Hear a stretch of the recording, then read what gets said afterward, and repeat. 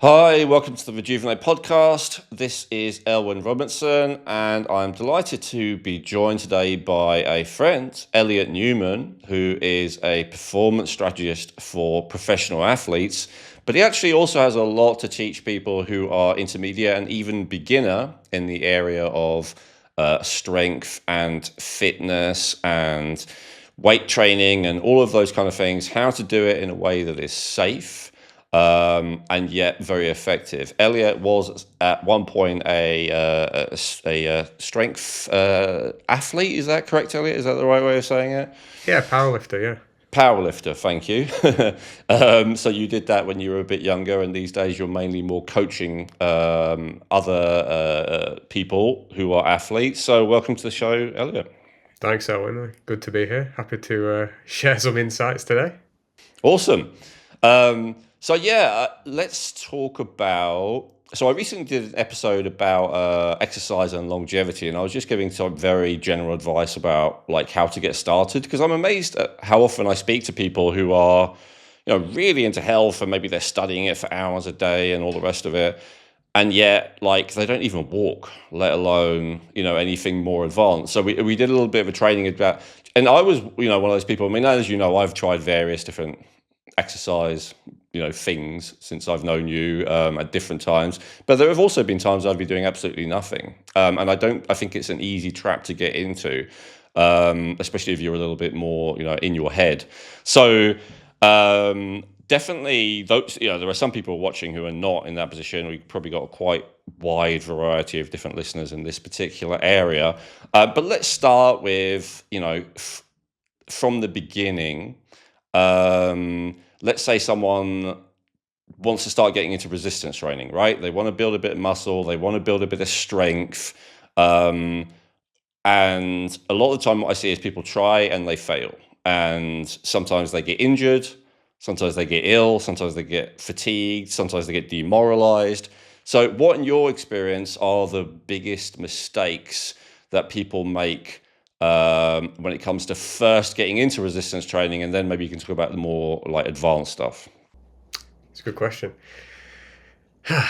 Where do I begin with this? It's harder than talking to a professional athlete, I'll be very honest, because people start from so many different bases, and talking to somebody who knows nothing is tricky. But I will say this: for women, one of the biggest mistakes historically has been they're afraid to use resistance.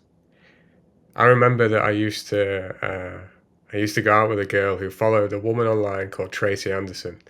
And Tracy Anderson was a very beautiful woman, and she came out with this workout program. And she had a gym in New York that was about $900 a month to be a member. And I think that was like 15 years ago. So big money gym. And in the gym, she had women doing some quite difficult bodyweight exercises. But she sold this lie, and it was a lie, complete nonsense, to the people who bought her fitness DVDs, that women shouldn't use more than like a 3 kilo dumbbell, which is completely insane. Because if you're happy for women to do press ups and lunges and exercises that require a reasonable degree of strength with your whole body weight, to then say that women can only use a 3 kilo dumbbell is ridiculous. But so I think for many years, women were afraid to use lift weights because they thought they were going to end up jacked like Arnold Schwarzenegger, which, for reasons you can explain better than me because of hormones, is complete nonsense. I think CrossFit has done a lot to remedy that fact. There's now a lot of women who, and I'm not a particular fan of CrossFit, maybe we'll talk about why at some point. Basically, it takes something that's very safe, resistance training, and makes it very dangerous, which is stupid. But something good that CrossFit has done is it's got a lot of women into heavy strength training. And I'm not quite sure why, but when you watch CrossFit, the women look more heavily muscled to me compared to the men. Obviously, the men are bigger, but I mean, for women, they look more heavily muscled than the men. Not quite sure why that is. But yeah, I think CrossFit's remedied that somewhat, but I think there's still a lot of women, particularly maybe middle-aged to older women, 40s, 50s, 60s, who think, oh, if I lift weights, I'm going to get big. You're not. Unless you've got 1 in a million genetics and unusually high testosterone levels, it's not going to happen. I think with men, the biggest mistake men make is all around ego. They don't want to take any advice. They assume that because they're a man, they must know how to lift weights. And they all take themselves out of the game if they start young. If they start in their teens or their 20s, they all take themselves out of the game before they're my age or your age, in our 40s. Like they're all broken. I mean, if you go to most gyms today, how many men do you still see who are in their 40s, 50s, and 60s who are doing anything, not like breaking world records, but anything even respectable with weights? It's like hardly anyone. And why is that? They all live with bad technique. They all have stupid programming because they don't know what they're doing and they beat themselves up. I mean, I often joke it'd be safer just, buying a Netflix subscription and a fishing rod in some ways because it's like self harm. Like you see, so in the gym you see guys they squat or they deadlift and they often get up holding the lower back. And if they're bench pressing, which is everyone's favorite lift, they often get up and their shoulders are like this because their shoulders are hurting or their elbows are hurting, and that shouldn't be the case. I mean, the old saying "no pain, no gain" is one of the most like stupid sayings ever. Training can be hard, and you may have to endure discomfort if you want to push things to a higher level, but it shouldn't be painful, and you have to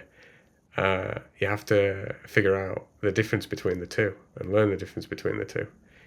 So I hope those 2 points make sense. I think women are typically afraid of resistance, and I think men are typically too gung ho, and they don't educate themselves, and therefore they live with bad technique, and it leads to injury. But then I think the second biggest mistake is poor programming. It's like with anything in life, if you want to make progress, you have to have some sort of strategy, and the strategy has to be to some degree flexible over time because it may not always work the way you want. So it has to be, you have to be able to adapt. And you go into a lot of gyms and you see particularly men just do the same thing over and over again for years on end and then wonder why they don't make any progress.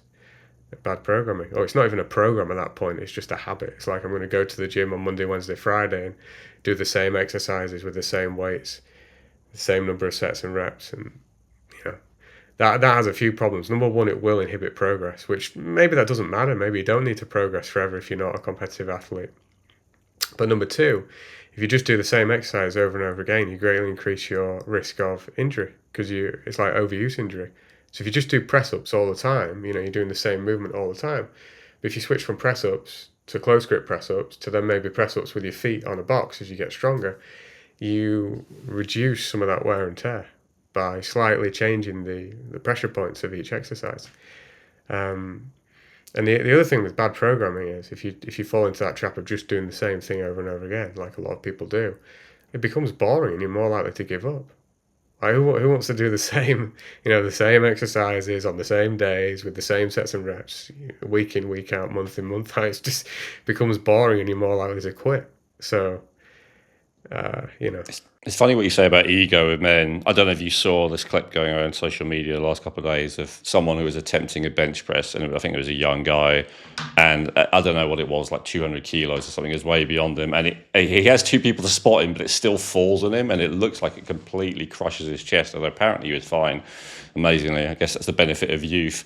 But it does make me think of what you just said there about ego, and it's interesting the way things are structured. As someone who's gone to the gym again for the last few months, and like there's such a level of safetyism in the area of health that I'm more aware of, which is like supplements and medications and stuff. Like everything has to be, I've always said like supplements are underdosed and medications are overdosed in general, and it's because with supplements, there's no liability shield, so you have to tell people to have way less than maybe necessary in many cases to have really an optimal effect. So there's kind of like a real, concern always about safety as a primary thing in my field. And in fitness, you go to the gym and there's this just huge heavy weights and there's pretty much no instructions. In the one I go to, it's like automated, so there's no one even there should something go wrong. And it's like, it's such a contrast. And I can see that, maybe that's because it's a more masculine kind of field, the fitness field, whereas the one I'm in is maybe more feminized. That the one I'm in is more focused on safety. But it is interesting the level at which, so if what you said is the case, and I don't doubt it, like there's that lack of oversight and concern about safety, and then people with a big ego or something to prove to the people around them or whatever, it is potentially a recipe for disaster. And so you're saying you think that's why most guys, by the time they're our age, who are trying it at the gym, who were trying it at the gym, are not there anymore? Like they've literally all injured themselves by then? Is that what you're saying? Yeah, I don't want to say all. There's definitely factors like some people get busy. They could train when they were younger because they didn't have a family. So that if they work a 9 to 5 job, they could go to the gym from 6 till 7 p.m. after work. If you have a family, that's tough, right?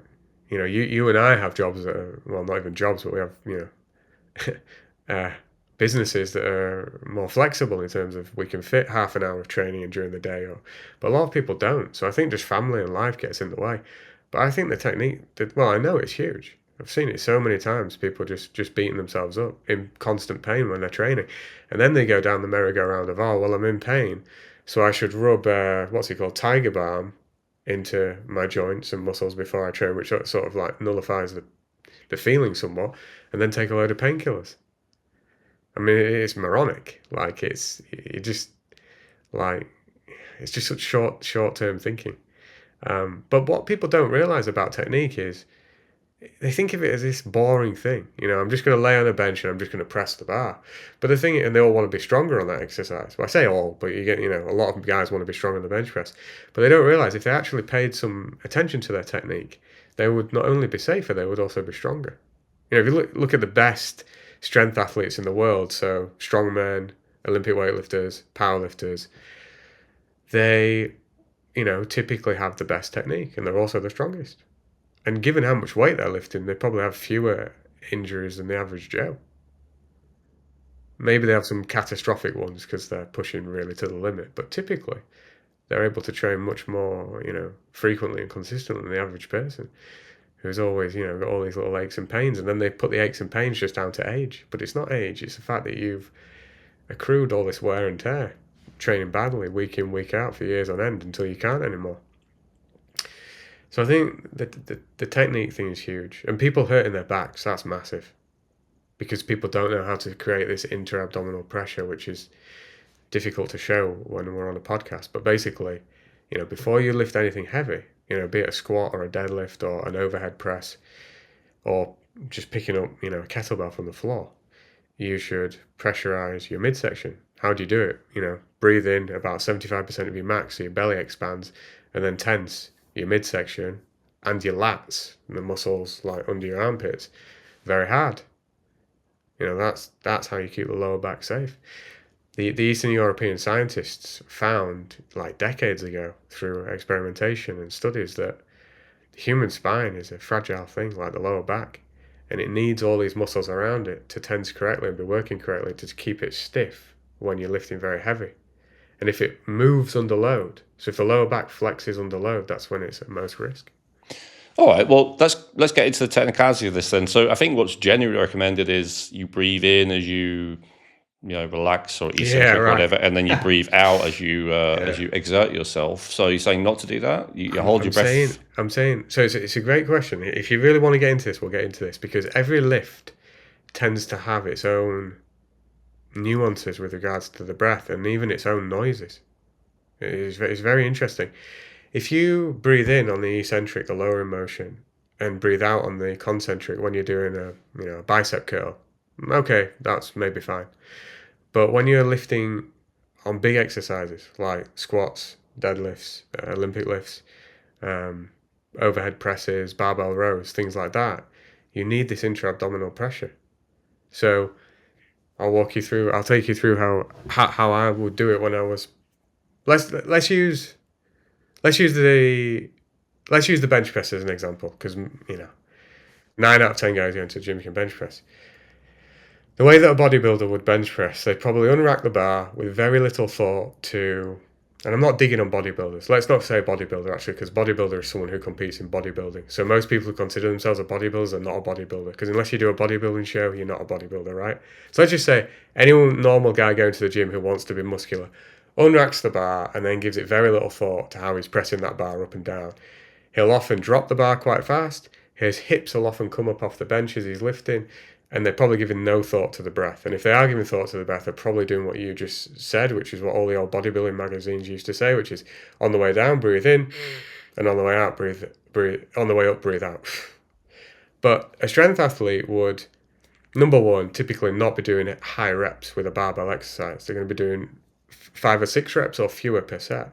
And they will often think of each rep as a set on its own. So in other words, when I'm unracking I don't bench press anymore, but when I did, I would take a breath, get tight, unrack the bar, right? I would take a little bit more air in, now I'm tight. And I would hold that breath all the way down and typically all the way to the sticking point. There's a point in the lift which is harder for me, and it varies for everyone. It might be very just off the chest, it might be halfway up, it might be close to lockout. At that point, I may then go, but I'm not going because tension is strength. So if I just relax all the air out, like I've lost all my tension. Under heavy weight, I'm now weak. I'm going to miss the work rep. So you have to learn to like be able to hiss air out while keeping the tension in the midsection.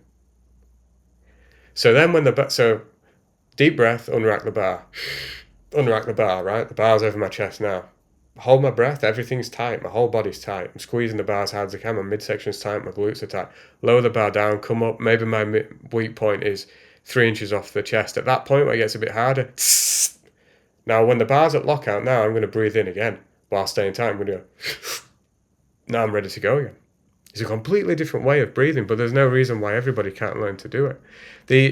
The person who has written the most about that and probably teaches it the best and the most simply is Pavel Satsulin. His website, strongfirst.com. There's definitely articles and books on there that explain how to breathe like a strength athlete very, very well. And there's no reason why regular people shouldn't breathe that way. Well, that was going to be my next question, because you're talking about like from a perspective of a powerlifter, Yeah. talking about doing 5 or 6 reps maybe, but what about the average person who's maybe doing 10, 12, something like that? Well, here's the thing. I would not typically recommend that anybody does 10 or 12 reps on a barbell exercise. I would recommend that on a barbell exercise. So on a compound exercise where you've got movement at more than one joint. So in a squat, you've got movement at the ankle, you've got movement at the knee, you've got movement at the hip, right? I would keep the reps low. Why? Because it's easier to perform 5 reps with great technique than it is 12 or 10 or 20. It becomes tricky. You know, I remember when I was younger working up to 100 kilos for 20 reps in the squat, weighing about 75 kilos. And it was one of the hardest things I've ever done. It was before I was into powerlifting. But looking back, I don't think it was great because I don't think all those 20 reps look the same.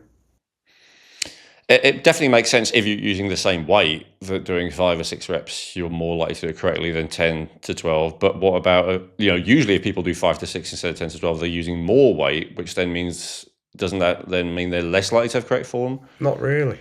Not really. You know, if you look in the great textbooks written by some of the best Eastern European sports scientists of all time, like Mel Ziff in his book Super Training, and Zatsiorsky in his book Science and Practice of Strength Training, they talk about the max effort method, which is not relevant for the average person, but basically working up to a 1 rep max. So the most weight you can lift for 1 rep. Hopefully it's a new record for you. And they never talk about 1 rep being more dangerous than 2 or 3 or 5. And in some ways 1 is safer because you only have to do 1 rep well. And as long as you shut it down before the technique disintegrates because you're lifting too heavy, then it isn't more dangerous. For example, I'll give you percentages.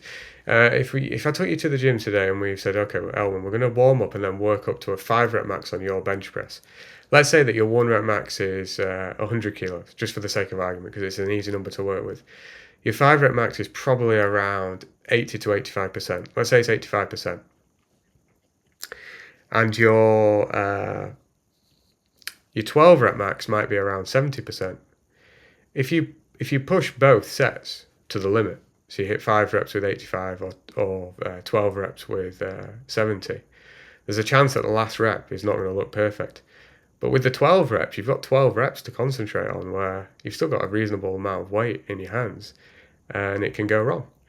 So that's why those, a lot of strength athletes, they do the lower rep stuff with the barbell and then they do higher rep stuff, but it tends to be on simpler exercises. It might be dumbbell exercises, it might be kettlebell exercises, it might be machine exercises, it might be band exercises.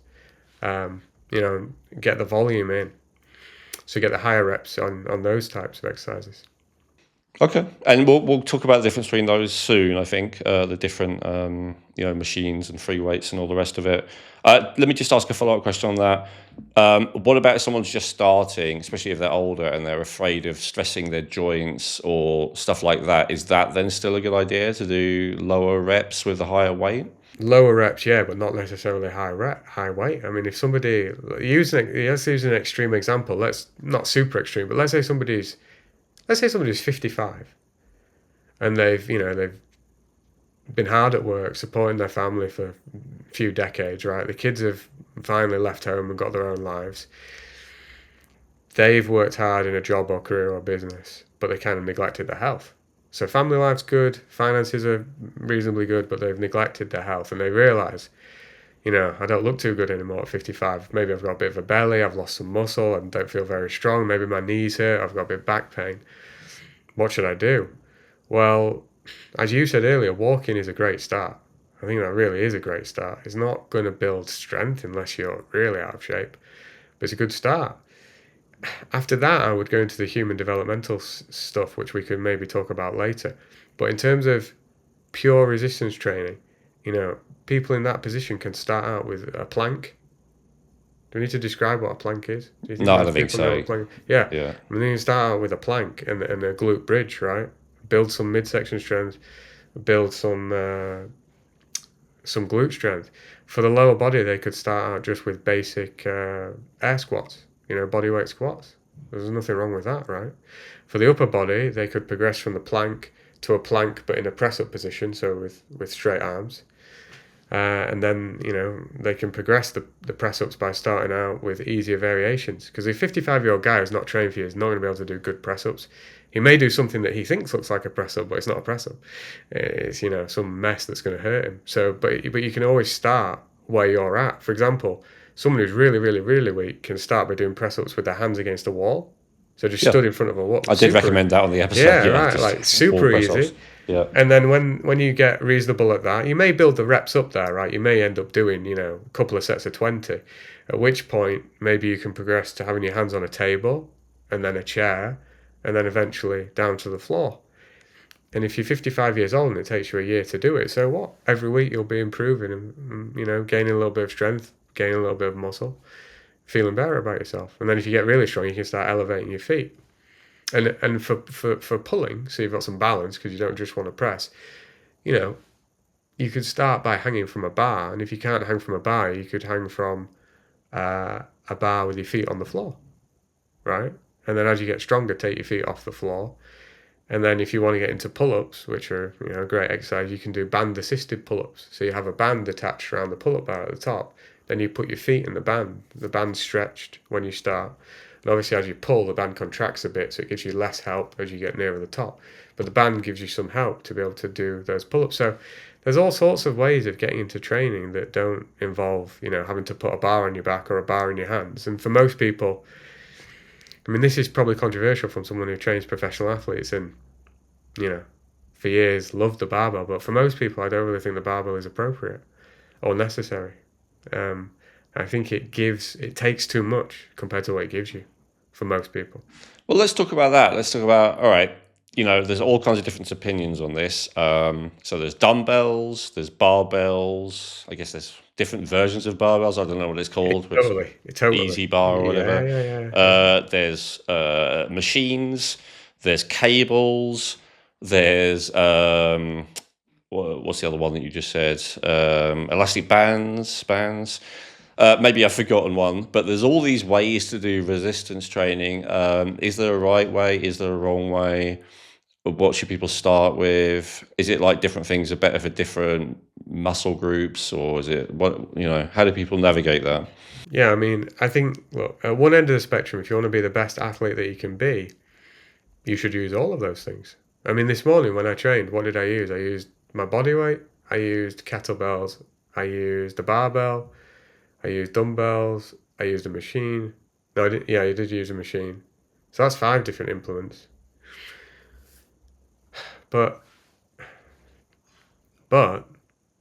the more advanced you are and the more coordinated you are, the more implements are beneficial. If that makes sense. So Someone who's highly advanced needs more variety to keep progressing, because it's harder to progress the more advanced you get. Somebody who, like we're just talking about, in their 50s, who hasn't trained for 20 years and is like, oh, I need to do something, otherwise by the time I'm 65 I'm going to be in really poor shape, from a musculoskeletal point of view at least. They could start off with planks, glute bridge, side planks for the midsection. They could do bodyweight squats and split squats, so one leg in front of the other for the lower body, and they could do the press-ups variations that we just described and some sort of pull-up variation, and that might keep them busy for a year before they need to necessarily introduce anything else. Hey, quick question. Do you tend to think about food throughout the day? Have you ever finished a full meal and still felt like you could eat another plate full 20 minutes later? Now, I know this is controversial to say, but the truth is, it's actually not your fault if this is you. You're not greedy, you're not undisciplined, you're actually leptin resistant, and you're not alone. Leptin resistance is a consequence of living a modern lifestyle of excess blue light, excess stress, not enough sleep, and chemical food additives, among other things. It is the number one reason so many people, especially in their 40s and 50s, feel hungry 24/7 and can't shift the weight no matter what they try. Hi, I'm Elwyn Robinson from the Rejuvenate podcast, and I've just launched the leptin balance formula as part of the new Hormetics weight optimization system. It's the first system that identifies your exact hormonal block, whether it be leptin, insulin, cortisol, estrogen, low metabolism, or often some combination of those, and it gives you the precise formula to fix it. Now, the leptin balance formula contains African mango, Ceylon cinnamon, and alpha lipoic acid, all chosen because studies show they help restore leptin sensitivity and thereby reduce appetite naturally. Go to advancedhealthgenetics.com/leptin, order now, and you'll be invited to join our clinical study the moment you check out at no extra cost, so you can track exactly how well it works for you and help prove to the world that it does actually work. So go to advancedhealthgenetics.com/leptin now and use code REJUVENATE for 20% off. You deserve to feel satisfied again. That's advancedhealthgenetics.com/leptin and use code REJUVENATE for 20% off now. Well, because this is an episode about resistance training, let's imagine that someone's at the level where they're like, all right, I can do some press ups. I'm considering going to the gym. Maybe I'm going to start doing, squatting with weight, lat pull downs or pull ups with weight, whatever. Like, where do you recommend they would start? I think it depends how much time they have. So I think we should give some recommendations on that for people. Yeah, start with that. Absolutely. Okay. So the biggest. So I'm 41. So for whatever reason, I seem to spend a lot of time with people who are probably between 30 and 50. Probably in part because other dads my age have got kids the same age, so we end up seeing each other, and those can spend time with a lot of people that age. And a lot of people can't believe how much training I do. And I can't believe the things that come out of their mouth, because they all talk about being 40 like it's the end of the world. Like they're so much physically less capable than they used to be. And I guess for them it's true, because they haven't done anything. And the big objection that they usually have when I say, well, why don't you do, some resistance training? Why don't you go to the gym? Oh, I don't have the time. It's always, I don't have the time. And the thing is, so if somebody truly has no time, because me and you have talked about this, there are people out there who are just like so focused on their business or their career that they don't leave any time for anything else. So what do? Well, again, Pavel Tsatsouline had this technique that he wrote about called Grease the Groove, where you would pick a couple of exercises and you would just do a set whenever you felt like it during the day. So I'll give you an example with press-ups, for example. Let's say that you could do 10 perfect press-ups, and the 10th rep's a hard one. If you did an 11th rep, you would lose some technique. So your 10 rep max is 10 bodyweight press-ups, feet on the floor, right? Perfect technique. So to improve, you would do 3 to 5 reps throughout the day, whenever you feel like it. So say you have an office job, you could literally just, every hour, get down the floor, knock out 3 to 5 press-ups and get on with your day. People might say, well, what if people see me? And I say, well, go tell someone who cares, because you can talk yourself out of anything if you really want to. But I mean, it doesn't take long to get down on the floor and do 3 to 5 press ups. And it's very suitable for people who work from home because, a lot of people do these days and then nobody sees you. So, My one concern about that is if you've just been sitting at a desk and you're all stiff, is that a good idea to immediately get on the floor and be pressing up? it's a good question. So, it depends. Some people need a lot more warm up than others. Like I'm often walking around when I'm on calls, as you know, so I could get down and do a press up. I'm thinking for someone who's like rigid in front of a desk. Yeah, it's a good question. So some people need more warm up than others. It's just reality. Like you for example, stay remarkably flexible and mobile. You naturally, that's one of your physical gifts. Let's say. Some people don't. However, what I will say is, once you're warmed up, you tend to stay warmed up for hours afterwards. Okay. Hours. Like I remember there was a time in my life where I trained twice a day. I mean that second workout, even though it was usually 4 to 6 or even 8 hours later, didn't really need to warm up. I mean, I'm not saying you go into something really heavy, but 50% of your max reps. So doing 5 reps on an exercise where you can do 10 is not a lot. So that's a way for people. And look, there's nothing to stop you getting up, doing a couple of mobility exercises that make you feel good, that might take 20 seconds each, then doing a set of press ups. Still not a big time investment, right? And if you did press ups like that throughout the day, and you could also keep, you know, a moderate weight kettlebell in your office, maybe if it's a woman, it might be 16 to 24 kilos. If it's a man, it might be 24 to 32 kilos. And you can knock out, 5 reps throughout the day. Is it optimal? No. But, there is some benefits to training like that. And one of them is you don't really get tired. Yeah, makes sense. You don't really get tired. And, You're not if you feel, depleting your glycogen and yeah, totally. If you don't, and it's probably more natural. It's probably more how we used to live thousands of years ago, right? You'd have this physical output kind of throughout the day, maybe, as opposed to just an hour in the gym 3 times a week. But the other good thing about it is it doesn't have to be the same every day, and nor should it be. If you feel really good, you might do 10 or 12 sets. There might be a day where you only do 2 or 3. And that actually is more beneficial in the long run. And then eventually, after a few weeks, you're like, well, 5 press ups is just too easy now. Okay, you make it harder. You raise your feet onto your office chair. And, if the kettlebell is too easy, you go up the next size. So even if someone has no time, there's ways to stay. Let's not say there's ways to train. I wouldn't even call that training. It's more like just a practice.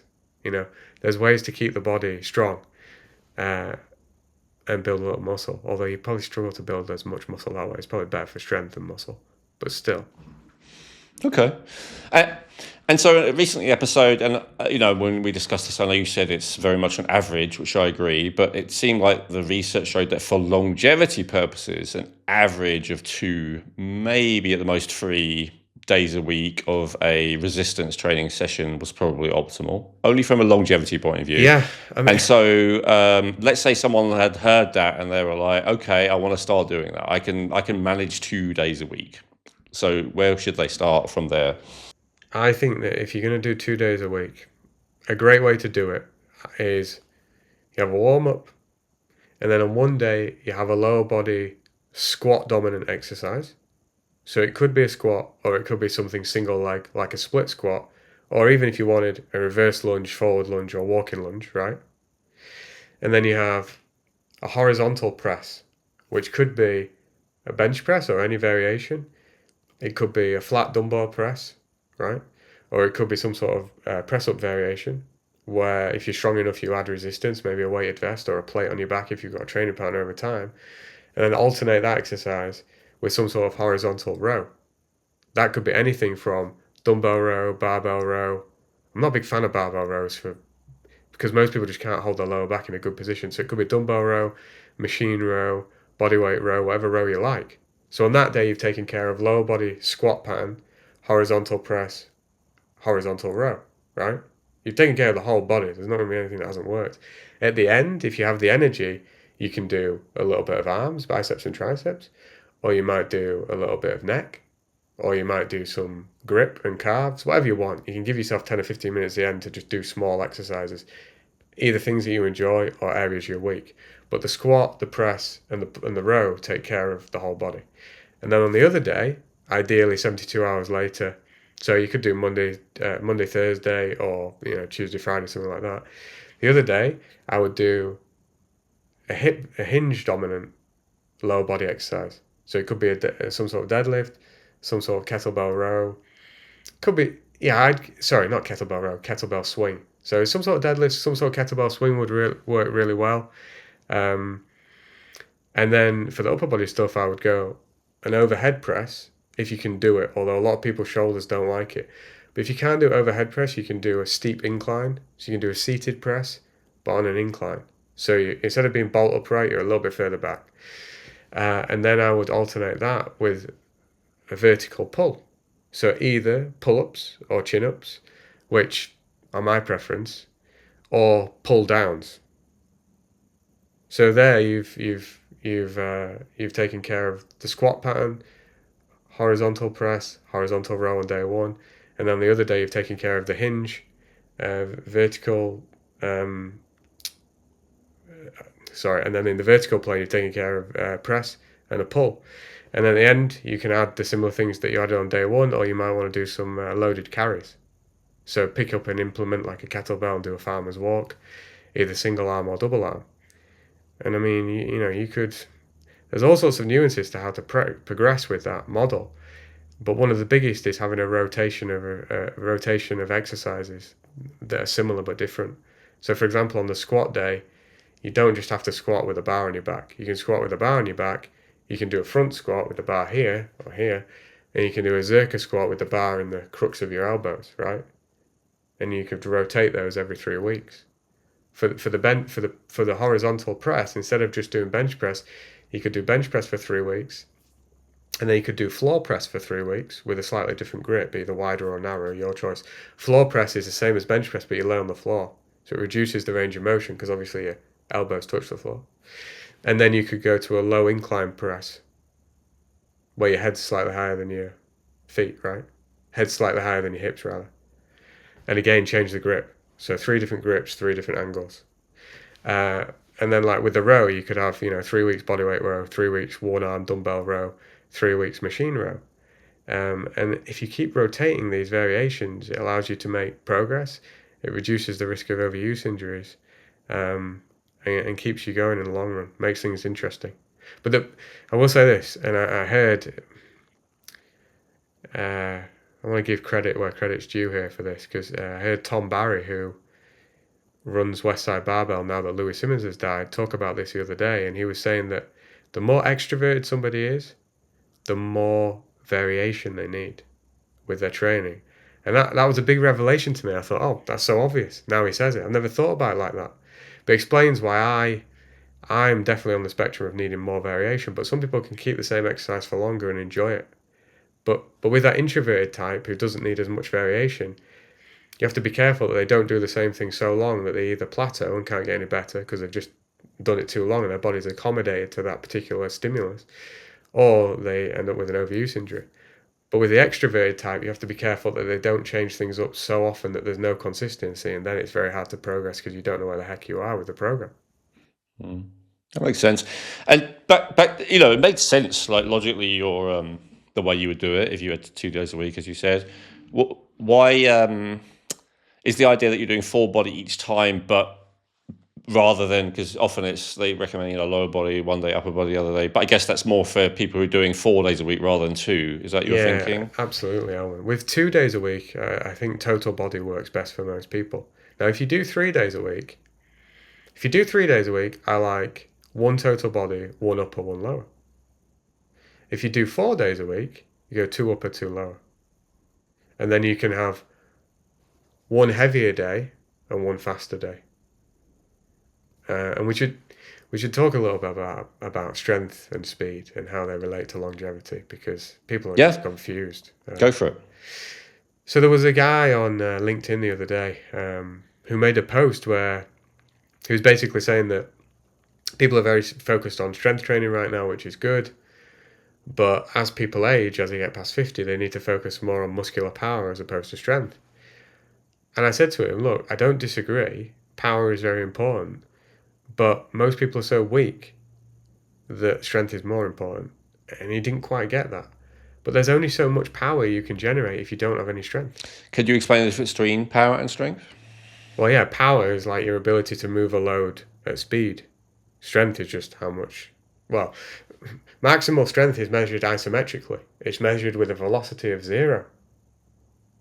So in other words, if you wanted to measure your max pressing strength at a given angle, you would press against an immovable object and use a device to see how much force you're creating. That's actually maximum strength. But power is like it's your ability to move weight fast. So jumping is an example of a power exercise. Now, if you think about people as they age, like before we were talking about people in their 50s, let's talk about people in their 80s.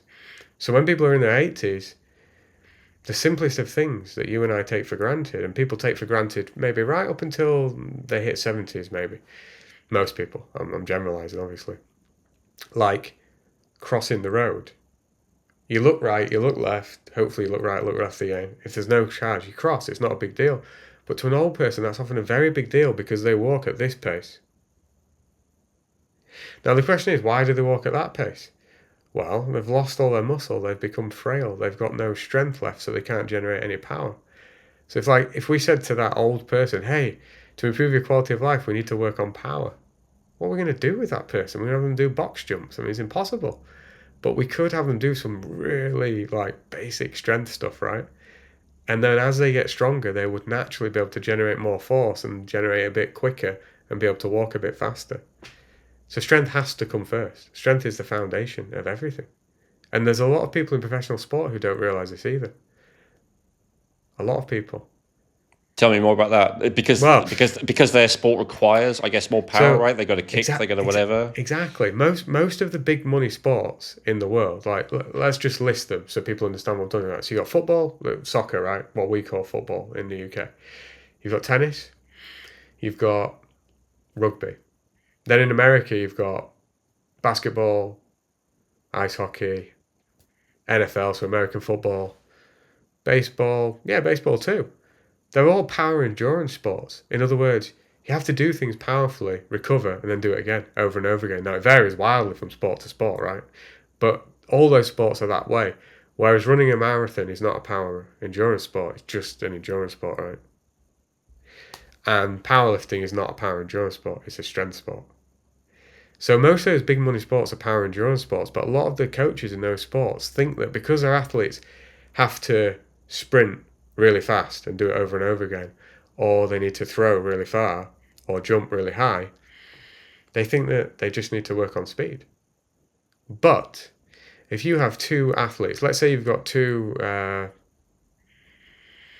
what should we use an example? Just say you've got two rugby players who are 220 pounds each.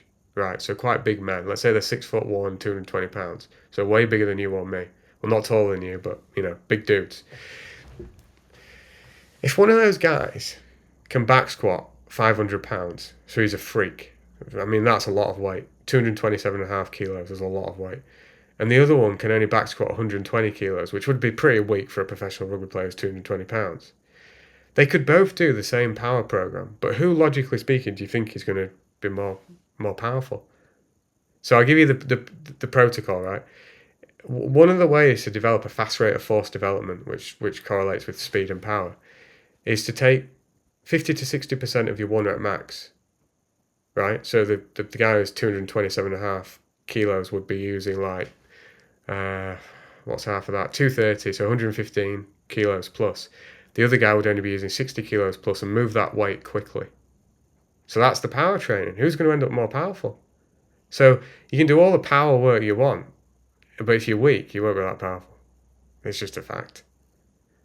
It's logical, makes sense. Yeah. So then you correlate it to the average person. If you're talking about elderly people, like the idea that we're going to do power exercises with them. I mean, if they can't even move, a moderate pace with any degree of strength, it's not only is it unrealistic to expect them to move their body weight quickly, it's going to be dangerous.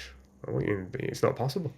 Is this also why you like slightly lower reps as well? So you're helping people build strength first? I mean, yeah, but I do high reps. High reps do have their place. Like high reps at the end of the workout, very high reps, like 30 to 100 reps, particularly with bands, builds a lot of tendon and ligament strength. So, for example, the rugby player that I'm working with at the minute, he does 2 to 3 times a week at the end of his sessions, 2 to 3 sets of high rep band push downs. You know, push down exercise for the triceps, right, and the elbow. Okay, yeah.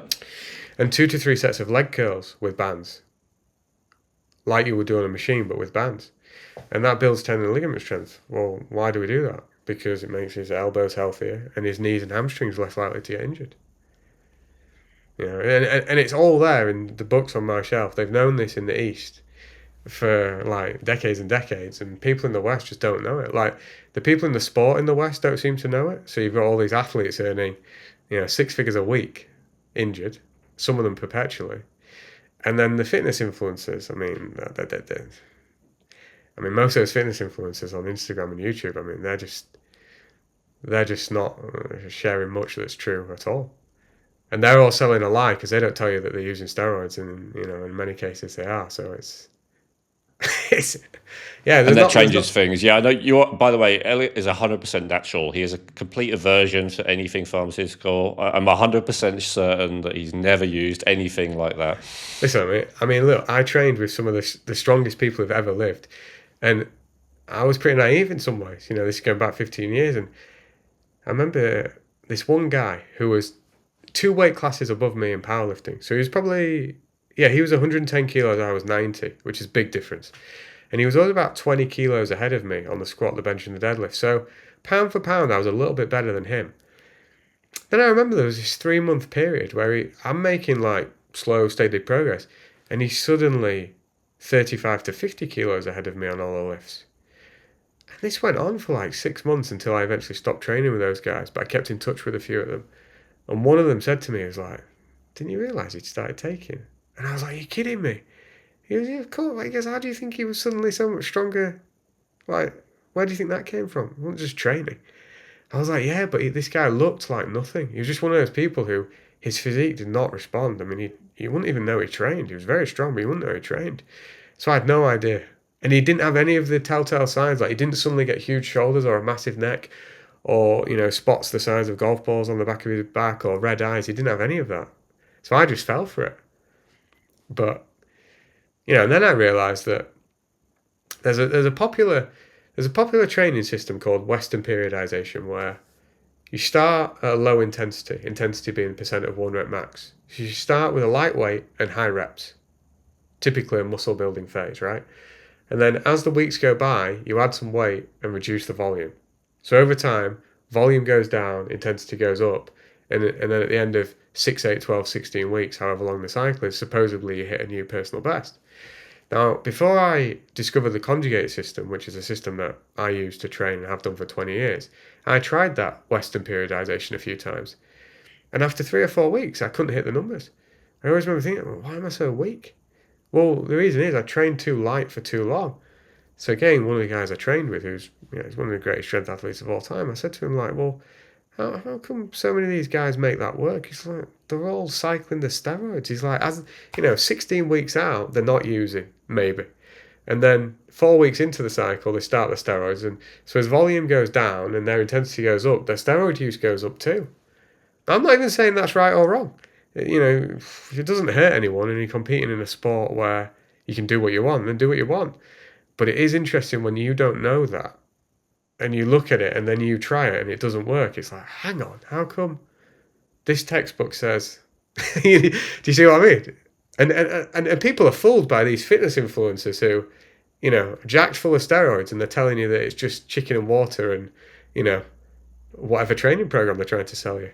I thought about this a lot. I mean, I know you're a big fan of Tony Robbins. I have been, and I definitely think he helped me at a certain point in my life. But I think one of the concepts I don't like from his these days is this idea of modeling, which is you find someone who already has the results you want and you copy them. And it's like, it doesn't work in practice a lot of the time, and you've just given a great example of it. You might look at someone with a great physique, lifting heavy weights. I want to be like him. I'm going to do his strength routine, and it doesn't actually work that way. Yeah, I mean, that's true. I mean, I guess you have to model very carefully if you're going to do it. But one other thing, that you just said, people talking about physique, saying they look at someone, they want to look like that. You can only ever look like yourself, just a better version, because everyone's got different genetics. Some people have long muscle bellies, some people have short, some people have, a short torso and long legs like me and long arms, and that uh, tends to be a more athletic body. If you look at those big power endurance sports, it tends to be more athletic, but it's not necessarily the best from a looks point of view. You often have long femurs, and that doesn't necessarily make for the best looking quads. So bodybuilders are often built a different way. So I think, this leads nicely into this thing of, should people train for aesthetics or should they train for performance? And I really think that most people, not everybody, but I think most people would do better training for performance. Because if you train for performance and train well, and you do what's necessary foundationally to support that, so you sleep well, you hydrate well, you eat a good diet, you will probably look quite decent without worrying about it too much. Occasionally you'll look in the mirror and think, I'm looking good. But if you choose to focus on aesthetics and that is the sole reason for your training, unfortunately, you only have to look at Instagram and YouTube, particularly Instagram, and any commercial gym that you go in to realize that it destroys people. It creates all sorts of body dysmorphia issues. It can create eating disorders. People can become very, very narcissistic. I've had a few friends over the years who look phenomenal, but never happy with how they look because it's all they think about. They're not bothered about performance. They're only bothered about how they look, and it's never good enough. So I'm not saying you shouldn't do it. There's nothing wrong with it, but I'm saying there's a lot of pitfalls. And for the average person, I don't think it's the way to go. I think training for performance, whatever that might be, it might just be you want to be able to do 5 press-ups again. Maybe you haven't trained for 30 years. That's still a nice performance goal. And I think looks can be deceiving as well. I think for both men and women, right? Like it's talked a lot about how the body image that's held, like an ideal body image that's held up for women, is unrealistic for most women and not even healthy. But it's not talked about very much that this is very true for men as well. Like, generally people do look better with a body fat of like 10% or maybe even lower.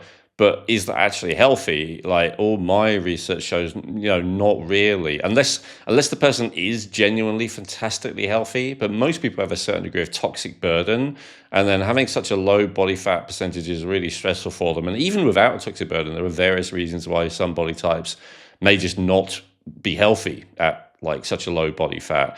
It seems like most people are actually happier and healthier about 15 to 20%, even though that isn't the best looking necessarily. Yeah, I don't know. I mean, you know better than me about the toxicity elements, but what I can say is I think a lot of people underestimate their body fat percentage, especially people in the industry. So yeah, I'm talking about the real DEXA scan kind of level of 15 to 20%, which looks pretty lean still. I get that. that's what I was going to say. Yeah, there's a bodybuilder called Greg Doucette. Interesting guy, very polarizing guy. I've enjoyed some of his content over the years. It's quite funny. And sometimes quite informative. And he talked a lot about body fat percentages and said that most people have no idea. What they think is 10% is more like, let me get it the right way around. He's saying most people who think they're 10% are more like 12 or 14. And he's saying that 15% for a man is usually around the time you have some definition in the midsection. So you're not looking bad at 15 to support your point fully. I think that, yeah, again, it's one of those things. I when I was 19, I got pretty lean. But I mean, I remember the last week or so of that dieting experiment that I did. I was getting up in the night to pee like 10 times. I couldn't stop peeing. My body was obviously getting rid of water. And yeah, I looked great, but I was like, this is starting to affect my mood. It's starting to affect my performance in the gym. So I was like, I don't need to be this lean. It wasn't, to back your point, it wasn't sustainable for me. Do you ever get to mid or late afternoon, and even though you've only had lunch maybe 1, 2, 3 hours ago, you just get this overwhelming craving for something sweet? Well, if that's you, it's not weakness, it's not lack of discipline, it's actually likely to be an early sign of insulin resistance. Hi, I'm Elliot Robinson from the Rejuvenate podcast. I've just released the insulin balance formula, which is part of the Hormetics weight optimization system. The insulin balance formula contains precisely chosen quantities of berberine, fenugreek, zinc, and folate. all chosen because studies show that these quantities of these precise ingredients help your cells to listen to insulin again, stopping these blood sugar crashes and finally helping your body burn fat instead of storing it. To try it, go to advancedhealthgenetics.com/insulin, and as soon as you order, you'll be invited to join our clinical study at no extra cost, so you can track exactly how much better you feel and help us show that the formula actually works. Plus, you can get 20% off now by using the code REJUVENATE. End the blood sugar roller coaster, lose that belly fat. Go to advancedhealthgenetics.com/insulin and use code REJUVENATE for 20% off now.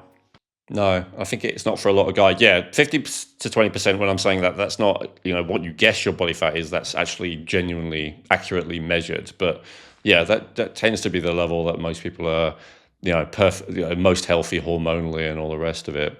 Interesting. Okay, so that's really good. We talked about structuring, like in general, like you gave example of 2 day, 3 day, or 4 days. But do you want to talk a little bit more about maybe just pick one day and like how people would structure it, like from beginning to end? Like you given a few examples, like you talked about the the high reps at the end, but how would a person do it from beginning to end? Yeah, like from the moment you walk into the gym. Well, first thing you got to warm up. Now, how you do that is individual, but I will tell you what I would do, what I would recommend for most people. So the bare minimum is that whatever the first exercise is of the day, you're going to do some very light sets and then ramp up the weight as you feel warm. So if you're doing a barbell squat, if you're doing a barbell squat, you might do, 2 or 3 sets of 5 to 6 reps with just the bar. And then you might go 40 kilos for a couple of sets of 5, and then 60 kilos for a couple of sets of 3 to 5, and then you might be ready for your heavier sets, depending on your strength level, right? I mean, if you squat 200 kilos, you're going to need more warm-up sets, but most people listening to this are not going to be able to. I don't really love that as a warm-up method for most people because I don't think it's enough. I think most people move so badly and they're so restricted because they spend so much time sitting down that I think more is beneficial. But at the same time, I don't want to warm up to take 45 minutes because most people ideally should be done in an hour, So what can you do to warm up? Well, I typically like some movement drills. Now, most people would talk about mobility drills, and that's fine. I like the movement drills from the human developmental sequence, which hopefully we can talk about before the end of this podcast. But let's just say 2 or 3 minutes of movement drills. If you're moving pretty well, if you're not moving pretty well, you might need 10 minutes. But 2 or 3 movements of movement Well, drills. let's get into that now then. You want to go through this now? Yeah, it's the second time you said it, and we said how to structure a workout. And you're saying that's what you want to start with, so let's explain it. All right. So when I was about 26, I was powerlifting, and I got to a point where I was very stiff. Like my body was very stiff, particularly my hips. No pain, but just tight. Like so, I'd go into the gym, and I'd have to do a bit of stretching, a bit of mobility drills, some foam rolling, put the bar on my back, see if I could squat to depth. Powerlifting depth, if that's your torso and this is your femur, let's say this is good depth, right? So I'm not talking about squatting high. This is your knee. To be able to squat to here, like a good squat, sometimes it was taking me 45 minutes of stretching, foam rolling, mobility drills, get under the bar, I can only get halfway down, do it all again. And it was like monotonous. And my training partners thought it was hilarious because they'd do a more reasonable warm up, 10 or 15 minutes, they were good to go. And then I went to America on a business trip, and I ended up sat next to a guy called Jeff Newport, who is a highly respected strength and conditioning coach, and he was a collegiate weightlifter, nationally ranked weightlifter and a collegiate wrestler, and he was a very well respected kettlebell instructor under Pavel Tsatsouline, but he'd always had knee issues, no matter what he'd done, despite all his work with Pavel, all his work gaining his strength and conditioning association certification, all his work with athletes, with Joe Public. He tried Pilates, yoga, stretching, many different mobility drills, and he said everything helped somewhat, but nothing really fixed his knees. And he had a business partner at the same time who also had a similar sort of level of credentials, but had a similar issue, not with his knees. I forget whether it was shoulder or what. Let's say it was shoulders. It doesn't really matter, but he had this issue that he couldn't fix over decades, not like a couple of years. So they both started to look at the human developmental sequence, as in what happens from the day you're born to about the age of 3 years old, where you go from being able to do almost nothing to being able to jog, let's say. And they mapped out what movements people go through automatically. So as long as the baby's healthy, it breathes diaphragmatically. So it breathes through its nose and the belly expands as it breathes and then the belly contracts. Whereas they notice that a lot of adults, as they go through life and get stressed, they end up mouth breathing. And they end up breathing quite like shoulders rise, shoulders fall. The diaphragm doesn't really expand and contract anymore. And then they notice that, after you've left the baby on its back for a certain amount of time, its eyes start to look around and it starts to explore the environment, and the head follows the eyes. Never the head and then the eyes. Always the head follow the eyes, which seems subtle, but it's very important. And then eventually, anyone who has kids will have followed this. They'll be like, oh yeah, this did happen. The baby will go from its back onto its side. It'll roll. And then it'll roll onto its front. And then as a parent, you start to panic a bit because you think, well, if it rolls onto its front, it might suffocate. So every night you're checking the damn baby 18 times to check it's still breathing. And every time it's on its front, you kept putting it back onto its back. And then eventually the baby, once it's got onto its front for a while, it will find its way onto its hands and knees. And it will rock backwards and forwards, usually with a smile on its face. And then it will crawl, and then it'll pull itself up against a chair or a sofa and start to stand, and then it'll start to walk, and eventually a little jog. And they just, they were like, well, nothing's worked properly in decades. What happens if we go back to doing these movements? So you go back to doing these movements, and aches and pains start to disappear. People who were scheduled for surgery sometimes didn't need surgery anymore. And they started to look at the science. So they figured out the stuff that worked. Then they started to look at the science of why. And basically what they discovered was there's tons of studies out there, like not difficult to find, tons of studies out there that show that, number one, if your posture's not optimal, it disrupts every joint in the body. And you'll probably have an opinion on this one, but my feeling is it probably disrupts every organ too. I mean, how can it not? But it definitely disrupts every joint in the body. And then if you layer on top injuries, like most people have some sort of injuries from time to time, whether it's a bout of lower back pain or, tennis elbow or golf elbow or bum knee or something, most people have injuries. It starts to break down proprioception, like the body's ability to balance and coordinate and move optimally. I actually spoke to a surgeon who works with the Tennessee Titans and Team USA basketball recently, and he said that if you have an injury, just say you roll your ankle, nothing serious, it keeps you out of business for a couple of weeks. He says basically the connection between your brain and your ankle reduces a little bit. And your brain no longer knows how to move with that ankle the way it should.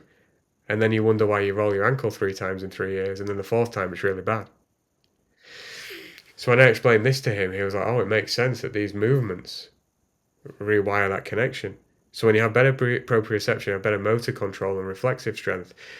Reflexive strength sounds complicated, but it's not. If you imagine, if you're walking along and you trip up and you put your arms out instinctively and catch yourself, and then you get up, brush yourself off and get on with your day, that's reflexive strength in action. If you trip, fall, and hit your face, and your hands never got there, that's a loss of reflexive strength. And that's why most people over the age of 65 are huge fear.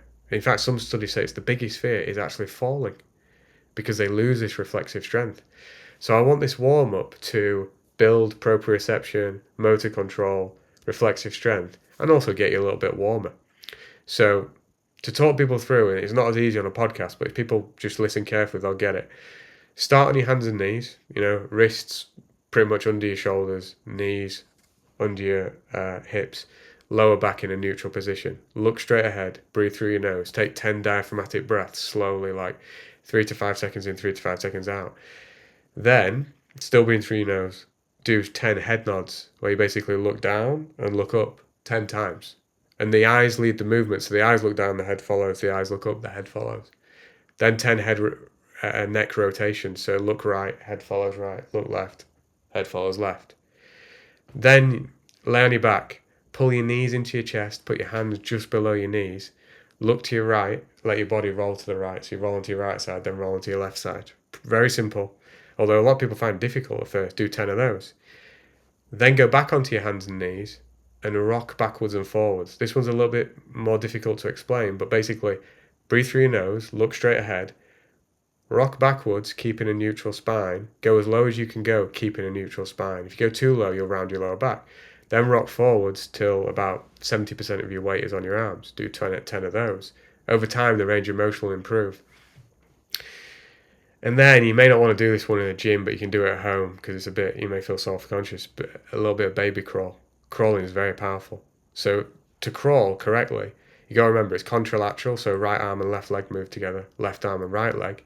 You can look straight ahead, breathe through your nose. Right arm, right leg, left arm, left leg. Sorry, right arm, left leg, left arm, right leg. And just drag the tops of your feet along the floor. And that was what my warm-up became before I could squat. So I went from 45 minutes to literally 2 minutes. That sounds like longer than 2 minutes. Fucking great. I mean, It's not. no? Okay. No. Once you, well, maybe 3, but it's very quick. That's the thing, that when you first listen to this, you'll have to think about it and be like, well, hang on, how do I do this? But once you know it, it's 3 minutes. Isaiah, my 9-year-old, does it every day. I couldn't get him to do much more. Now there's many variations of those exercises, and there's a whole nother system that takes longer, but that's a good start for a lot of people. Just before, as you said, it might be hard to do it correctly based on an audio description. Is there a place where people can go and see a visual demonstration? For those exercises, I recommend looking up the book Original Strength. The guy does have a YouTube channel, but the YouTube channel's all over the place because he's kind of been making these videos for years, so there's all sorts of variations. So if you just go there, it's like you don't understand where to start. The book, Original Strength, was a brilliant book. So I'd say that would be the place to start. Okay. What's the author's name? Tim Anderson.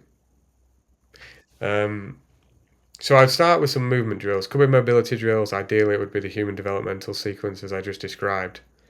Then, if you want, for most people it's beneficial, do a plank. Do a side plank either side and do a glute bridge hold. Right? So the plank, you might just do 10 to 20 seconds hold.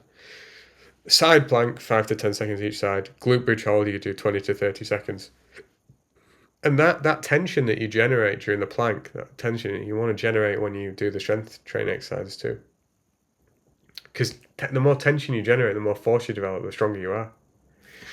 So movement, little cut bit of core exercises, plank, side plank, glute bridge, I mean, that takes a minute.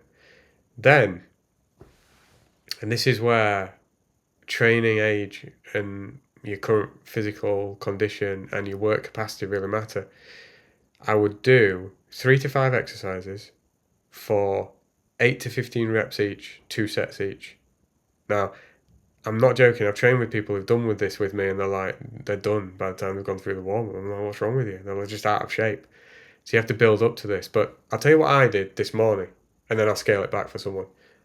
So I did 2 sets of lat pull downs, right? I did 2 sets of tricep extensions. I did 2 sets of forward lunges. Actually, only 5 reps per side with the lunges. Don't need 15. 2 sets of kettlebell swings, and 2 sets of dumbbell side bends. So basically, I want one upper body pulling exercise. It can be vertical or horizontal, whatever you like.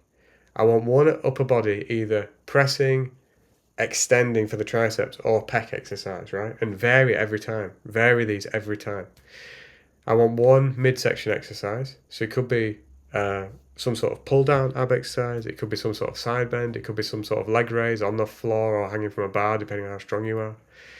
I want some sort of single leg exercise because a lot of people have asymmetries between left and right side, and it's a big predictor of injury. And also, there's just some nice balance work in there for most people, which a lot of people don't get. You know, if you do a split squat, most things in the gym are just 2 feet, whereas a split squat or a lunge has a balance element to it. And then I want some sort of posterior chain exercise, but i.e. cowbell swing or pull through or Romanian deadlift, dumbbell, anything like that. But the rule for these exercises is the load is like 30% of your max. It's nothing. It's very light. right? Because we're warming up. It's very light. There's no barbell exercises or any exercise that takes a long time to set up. So it's all machines or body weight or dumbbells or bands or pulleys, cables. So you're doing 10 sets at 30, only Yes. 30%? Okay. Yeah. So I do that and I don't rest at all. I'm only resting as long as it takes me to go from one to the next. And I'm breathing through my nose the entire time. What about, you said you're not resting at all, but if you're doing 2 sets, surely there has to be a rest, otherwise it's just 1 set. I just superset them. So this morning I went set of pull downs, set of push downs, set of pull downs, set I of see. push downs, Right. set of lunges, set of Romanian deadlift, set of abs, set of lunges, set of Romanian deadlift, set of abs, and I'm done. And I'm warm. But so I mean this is getting a bit advanced, but like you can use that warm up to build up area to get a little bit of extra work into areas that are weak for you as well.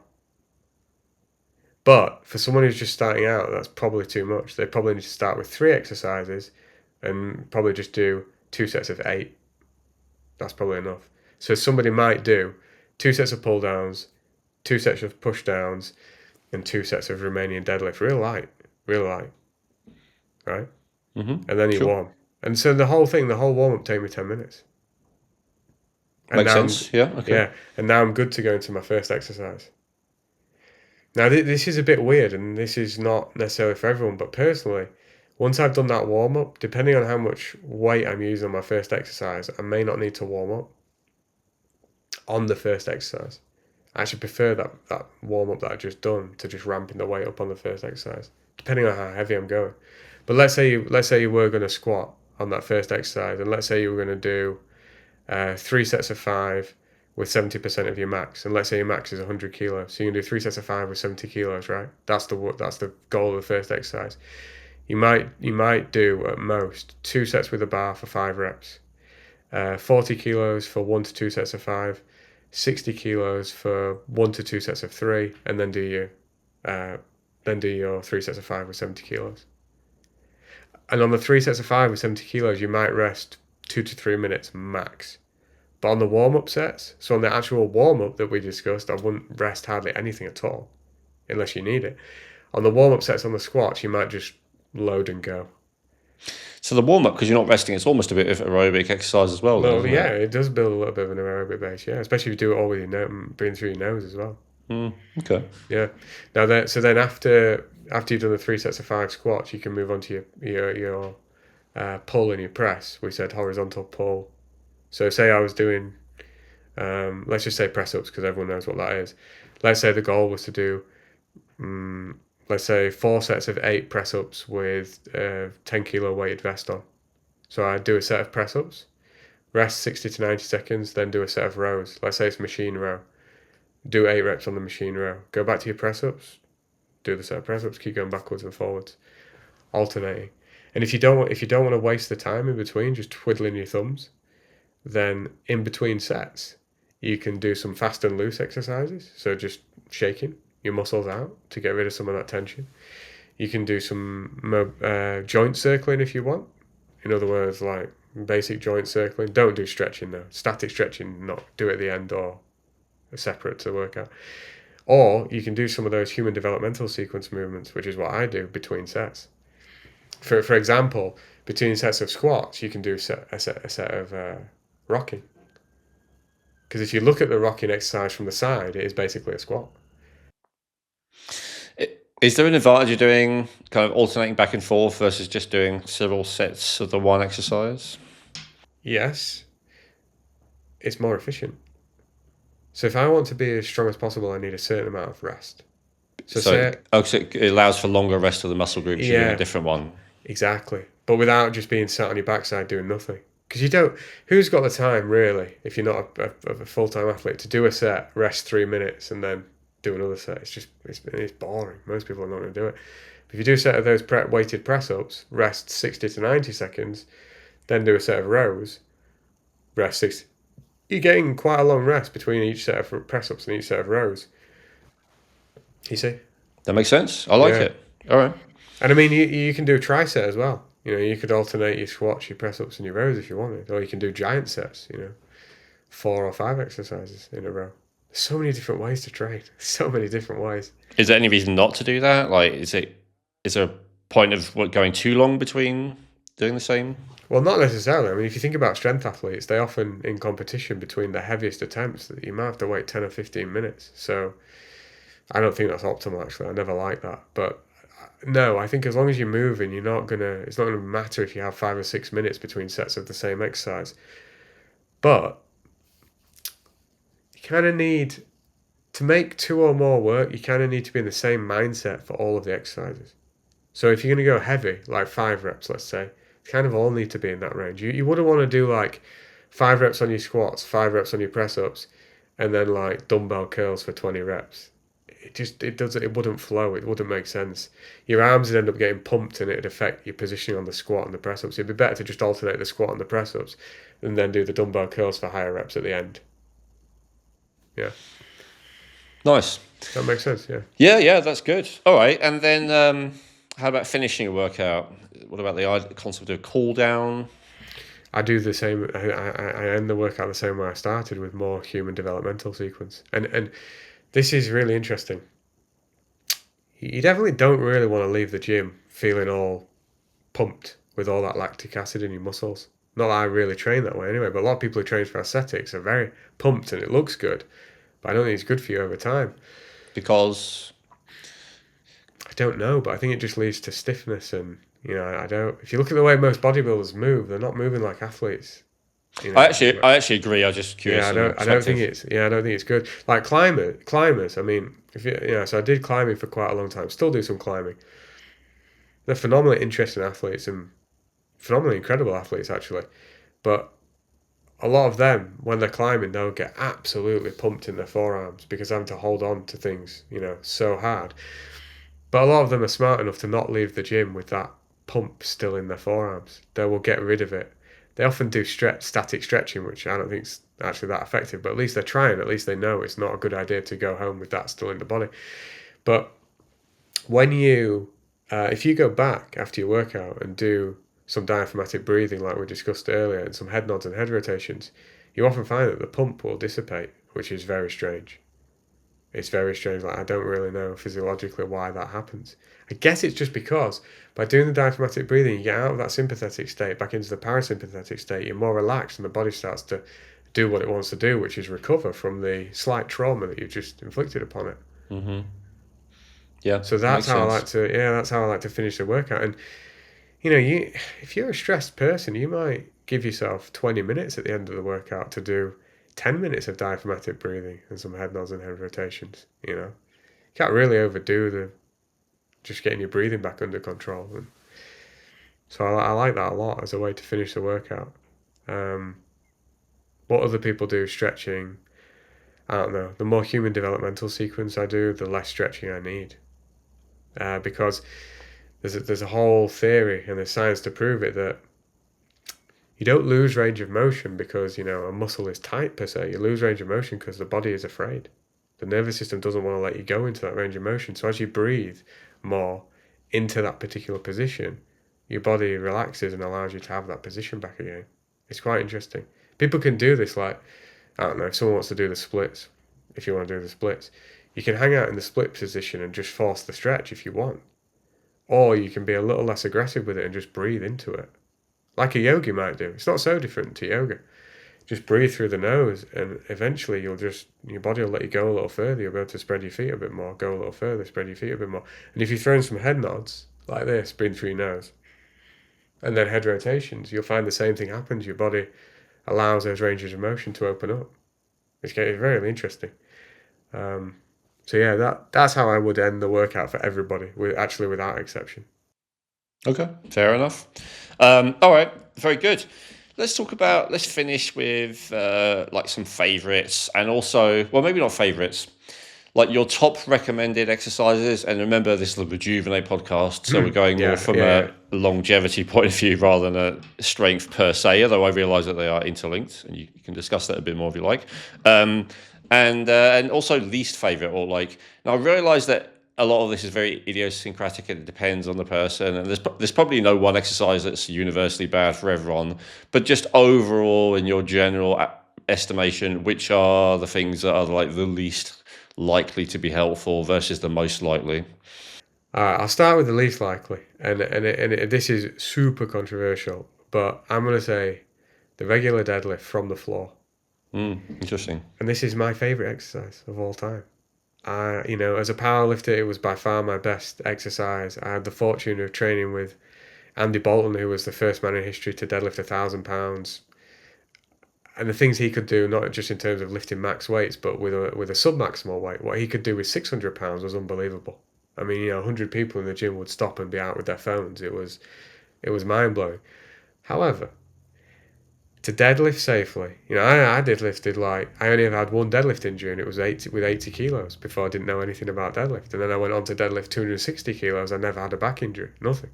Never had any pain in my back because I learned how to create this intra-abdominal pressure, which keeps the spine as safe as possible while lifting big loads. But the problem is most people are clueless on how to do that.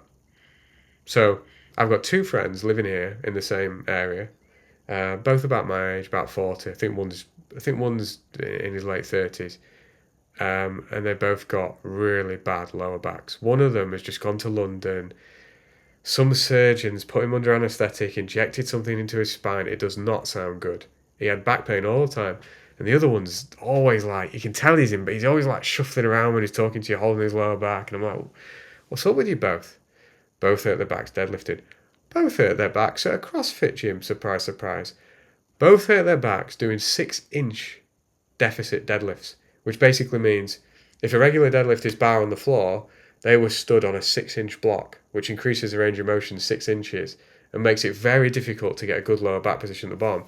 And both of them, when they asked the guy, the coach, who shouldn't be a coach, who they both told me was a great coach, by the way, because people don't think these things through, they both asked him, why was that in the program? Why did we have to do 6-inch deficit deadlift? It's such a risky exercise for the average Joe. In fact, for anyone. I wouldn't have any of my pro athletes conventional deadlift, actually. I only have them sumo deadlift, which is with a wide stance, or trap bar deadlift.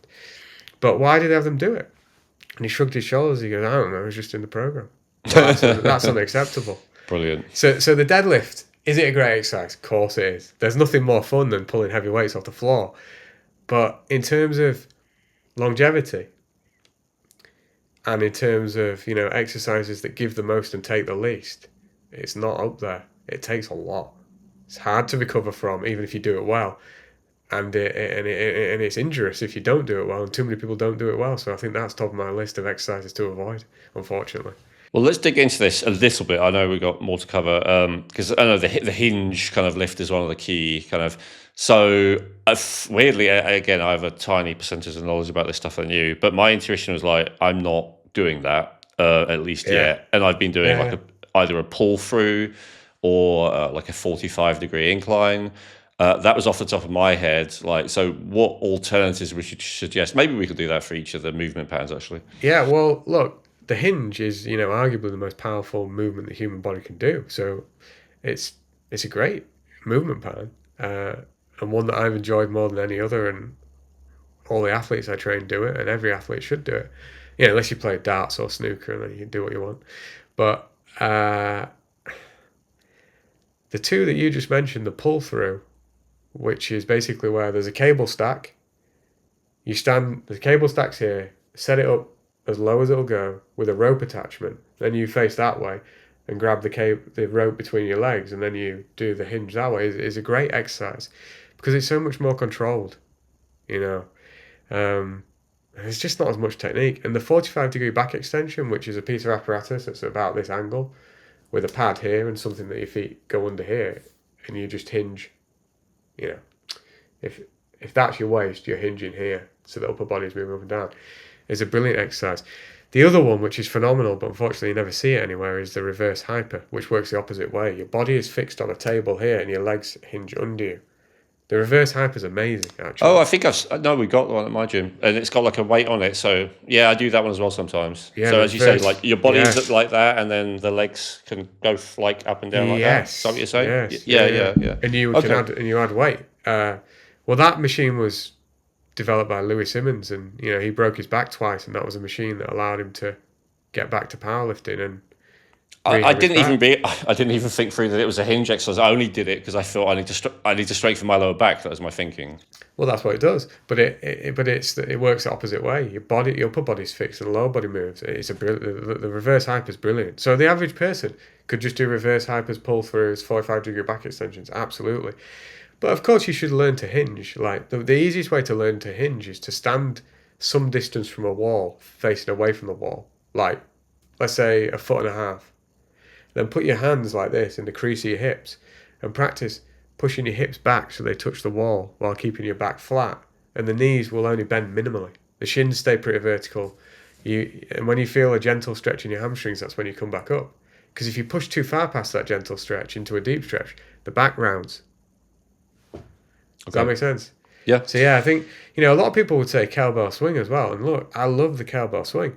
I've seen so many people get injured doing the cowbell swing. The cowbell swing has to be learned correctly. In some ways, I think it's harder than the deadlift because it's ballistic. Makes There's no sense. way to do a swing slowly.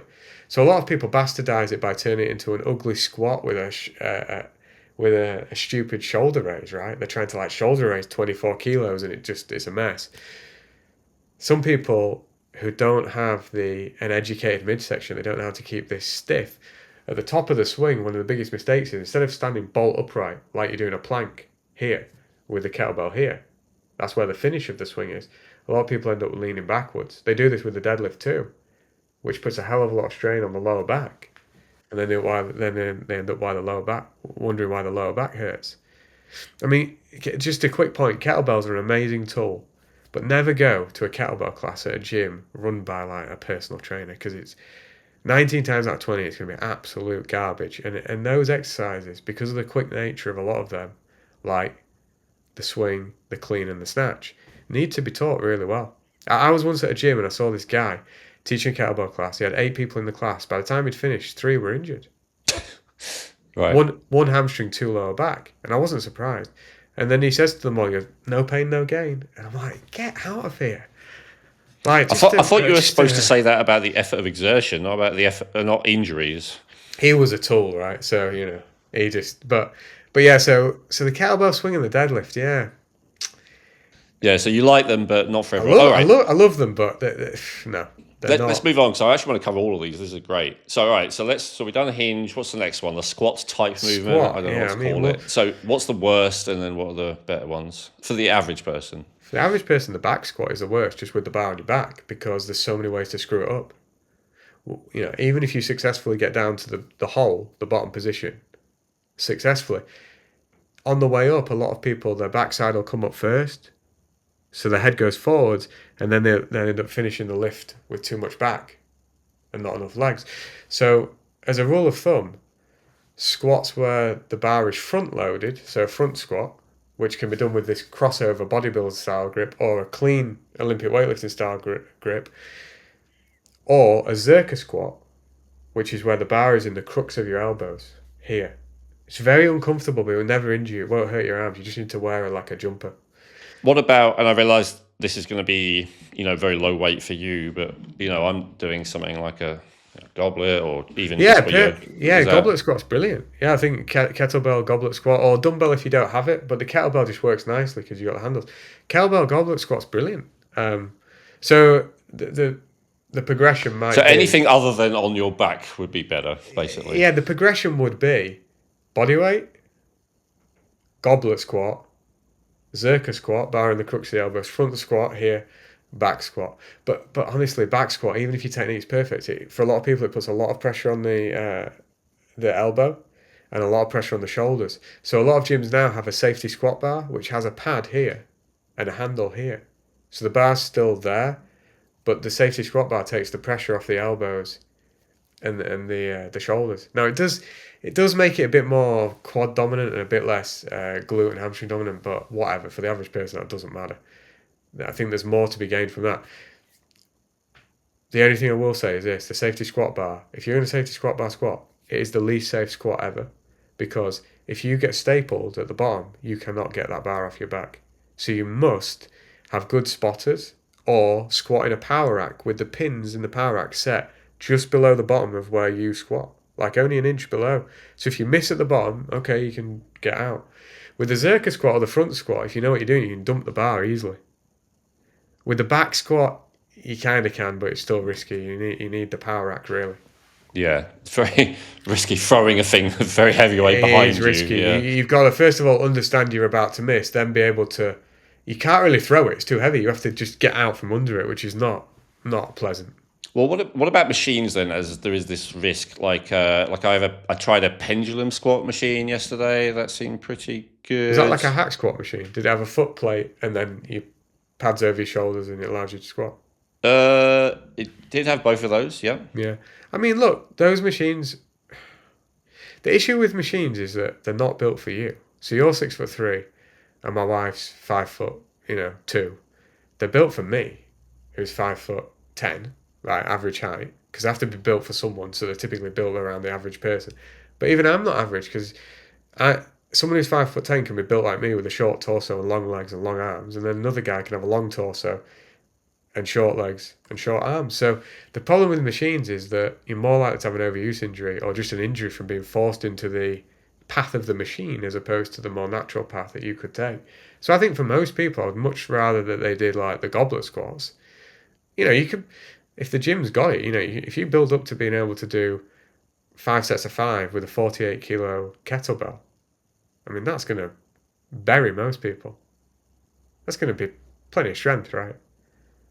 So I Yeah, don't sure. think you need the machines. I think the machines that I like are there's nothing wrong with rowing machines or pull down machines, although I prefer pull ups, but not everybody can do them. So pull ups, pull downs, good. Cable machines, fine. And then certain machines like you just mentioned for the posterior chain, the 45-degree back extension, the reverse hyper. The glute ham raise is a brilliant machine for hamstring strength, but most people can't do it. But you can build up to it if you've got the patience. And most gyms don't have one. But those machines are really good. Inverse curl, which is another hamstring machine. But most machines, I think they're an expensive waste of time. I mean, they're a fortune, right? Compared to free weights. And for most people, you're just not getting as much out of it. All right. So goblet squat's probably the safest starting place for squatting. Let's go to the next one then. So pressing, horizontal. What do you call it? Horizontal press. Yeah, I think the press up is hard to beat, right? Because any time you can learn to master your body weight, it's a good thing. So I think for most people, press ups are great, and you can start wherever you need to start. If you need to start pressing against a wall, fine. Well, you were telling me your worst. Like, what's the Oh, the worst option worst. first? Yeah, let's start with the worst. Or is there no bad one? Not none of these exercises have been bad, right? They're only bad if they're used incorrectly. But I'm saying most people use them incorrectly. But unfortunately, I think the least forgiving press is any sort of bench press, and it doesn't matter on the angle. There is something about, and With a barbell specifically, or is yes, it? yeah, Okay. yeah. Because there's something about how, so when you set up to bench press, you're going to try and like pin your shoulders back and down and create an arch in your chest, in your upper back. And there's something about that that's just not very forgiving. Whereas when you do press ups or even shoulder presses overhead, your scapula and everything back there is free to move naturally. And there's something about that that seems a lot nicer. You don't seem to get the same stiffness in the upper back over time. So I prefer press ups, kettlebell pressing, which is usually overhead, barbell pressing, usually overhead, to laying on a bench and pressing. Plus, you got the balance aspect too, right? Which for a lot of people is important.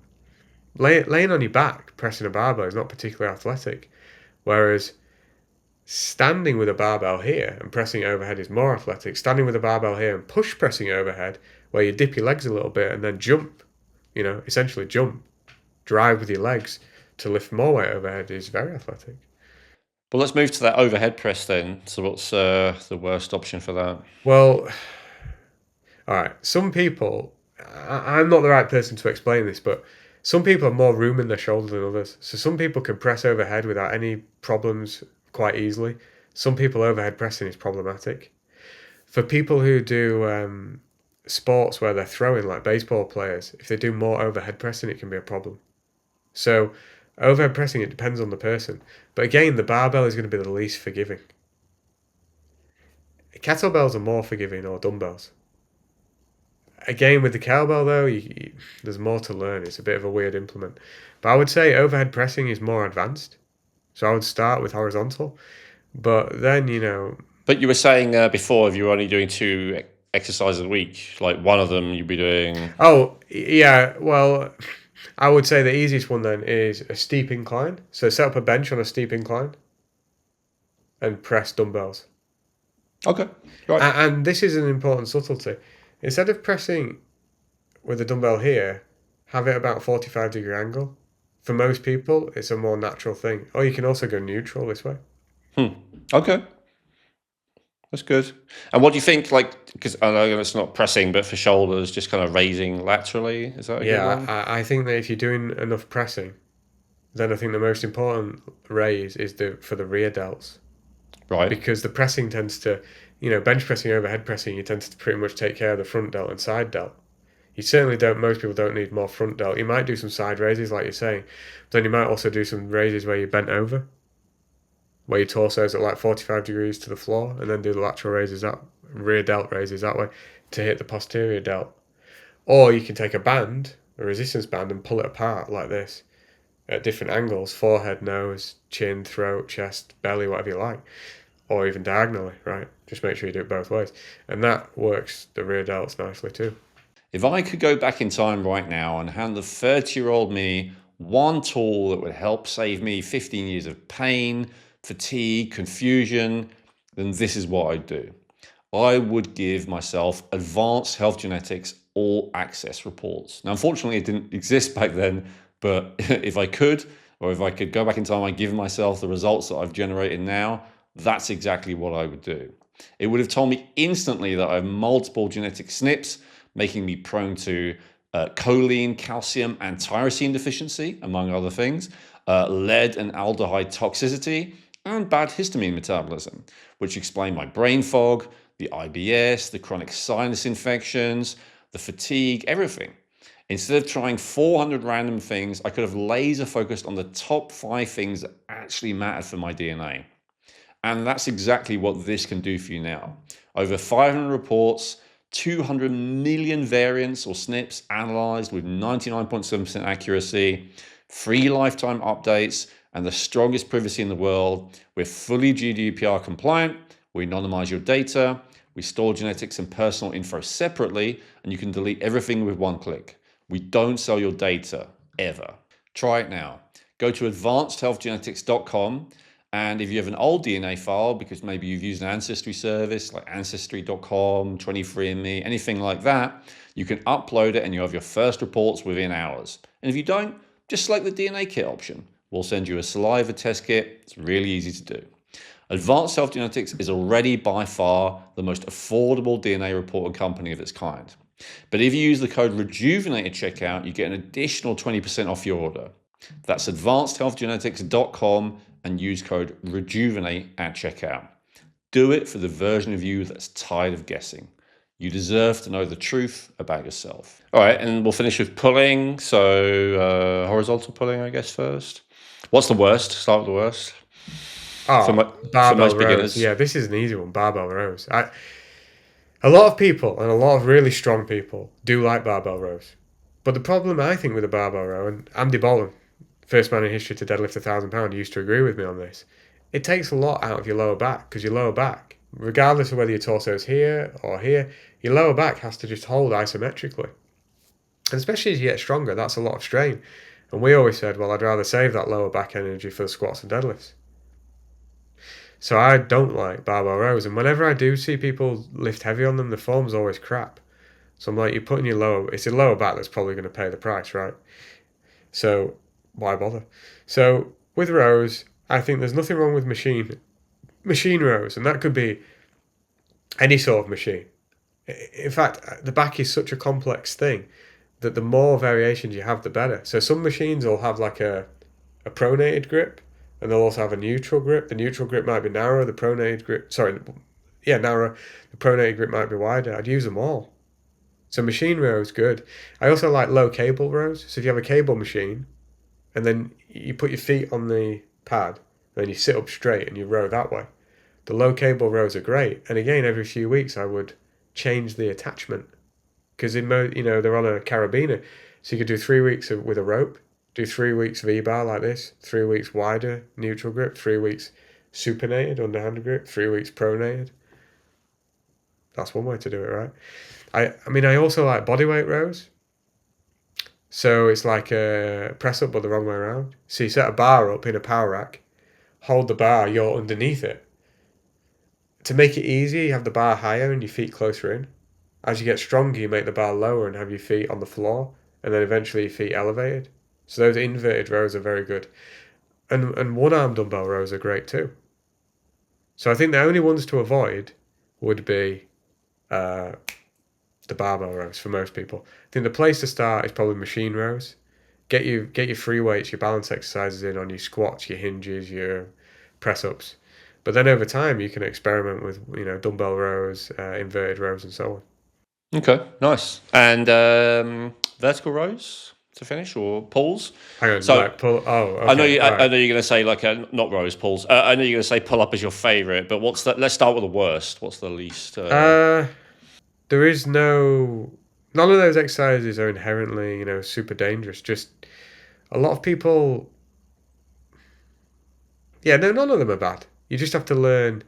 You just have to learn how to do them. And I mean, a lot of people have tremendous difficulty with pull-ups, but there is a way. And I've had not pro athletes do this. I've had just regular women do this, and it's rare to find a woman who can do a pull-up, but it works. And I've had women do triples actually build up to being able to do sets of threes by starting with pull-ups twice a week. I know that contradicts the 2-day-a-week program, but this is just somebody who wanted to get good at pull-ups. So they do pull-ups twice a week. One day they do isometric holds and negatives. So they might hold this position, right, for 5 seconds and then build the time up. Hold this position for 5 seconds and hold a position where the arms are straight for 5 seconds and then build the time up. And then lower themselves slowly down for a few sets. Then on the other day, they do the band-assisted pull-ups or chin-ups. Pull-ups is this way, chin-ups is this way, whatever you prefer. For most people, a neutral grip about 6 or 8 inches wide is the strongest. So it's the best place to start for most people. And if you do that, isometric holds plus negatives on one day and the band-assisted on the other day, you get to pull-ups sooner or later. As long as you follow a progression model that makes sense, right? Sure. Okay. Great. I mean, yeah, we can get into that, but then we end up talking for an hour just on those progression models. But No, I think that's good. That gives people a starting place, right? And then what else would you recommend? Like, I think you mentioned abdominals earlier. What else should people consider adding in as a basic? yeah, I mean, you can do some core work for sure. You can do some calf work. Well, you're saying if you want. can, but what should people do? What's like a minimum? I think people should do some core work. I think you don't need to train your calves. If you want to train your calves, go for it. Just bear in mind it's the most genetic thing ever. So you can train your calves really hard, and if you're bad genetics, you probably don't have good calves. Grip training is very beneficial, and you don't need to do much, but you can do some. Grip, there's a big correlation between grip strength and longevity, although I think people overplay it. I think basically people with a strong grip probably have a strong body overall and they're in better shape. But there is a good correlation between grip strength. And grip strength helps everything. The stronger your grip, the stronger you'll be on everything else because you can create more tension. So the stronger you squeeze your grip, the stronger you squeeze your midsection, the stronger everything else squeezes too. Because strength irradiates out from those areas. So grip strength, I think people should train the neck. Having said that, for most people, I think that the neck, you can train it just with head nods and neck rotations. It doesn't have to be like restless bridges and some of the other crazy stuff. Because if you think about it, a lot of people are afraid to train the lower back and the neck. And why do a lot of people have pain in the lower back and the neck? You just have to know how to train them correctly. But then the last thing I'd really like to talk about is the sled, because this completely changed my perspective on resistance training. I thought you said this sled for a second. So the sled. Okay, the sled, yes. Yeah. Tell us about the sled. So I don't know what year it was actually. Yeah, it was around 2019, that time. So just before that all kicked off, I decided I wanted to compete in powerlifting again. I hadn't competed in it for a few years. I was about 35. And I decided to do a deadlift only meet. So not squat and bench, just deadlift. You can do that in powerlifting. So I trained for about 10 months for this meet. Meet goes well. I deadlift 215 kilos. First time I deadlifted anywhere near 500 pounds in a long time. Felt really good. Meet ends. Start planning for the next meet, and that situation 2019 hits, and the gym's closed. And I was like, what am I going to do? So at the time, I didn't have a garage. I'd had a garage at my previous house, and I'd been able to build a good gym. So there was a room in my house that we weren't really using. So I persuaded my wife to be like, I'm going to use this as the gym. She was like, all right, go for it. But the problem was I couldn't get into the right mindset to train in what was essentially just a room in my house. It didn't work. When I deadlifted, I could feel the floor moving a bit. Like, even though there's nothing wrong with the floor, it's just that floor's not made to take 400 pounds plus deadlifts.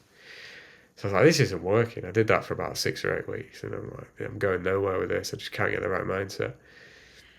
So I was like, what else can I do? So I was like, well, I've got my sled. So a sled is like, imagine a piece of metal, 2 feet long, a foot wide, with a pole in the middle that weights go on. And at one end, it's got a little eyelet, and you put a carabiner through it, and you have some straps. And the straps can be connected through a power belt, and then you can walk with the sled. Or you can have the straps in your hands and walk with the sled. And you can also, press with the sled, pull with the sled, do biceps, do triceps. With a little thought and imagination, you can do everything with a sled. So I was like, all right, I've used a sled in the past, but only with like 20 or 30 kilos for recovery. I've never used it as my main training tool. But I always remember that Louis Simmons, probably the greatest strength coach of all time, the owner of Westside Barbell, he always said that he and this lifter called Chuck Vogelpohl, who was an exceptional powerlifter, always said that they felt the sled made them stronger than the weights, which is a very strange thing for a powerlifter to say. You think, well, these guys only care about the squat, bench, and deadlift with a barbell. But he always said that. So I thought, well, I'm going to experiment with the sled. So I was training 4 times a week, 2 upper, 2 lower. One day was very heavy, one day was very fast. Not running with the sled though, just walking as fast as I could. Uh, on the lower body days, basically, if you drag the sled forwards, it's a lot of glutes and hamstrings and calves. If you drag the sled backwards, it's a lot of quads. If you want to train the lower back, I'm just thinking how you drag a sled backwards, but yeah, I managed to form a mental picture. Yep, got sled's in front of me there. and you're Straps walking go backwards through the belt and walking backwards. Yeah, if you do pull throughs with the sled, like you discussed earlier, now you can train the glutes, hamstrings, and lower back. So there's nothing I can't achieve, and I can also get some sideways working too with the sled, which is very useful for athletes, especially if you play sport like tennis. It requires a lot of lateral movement. Sorry if I missed this. What are you dragging it on? What surface is it on? A car park works well.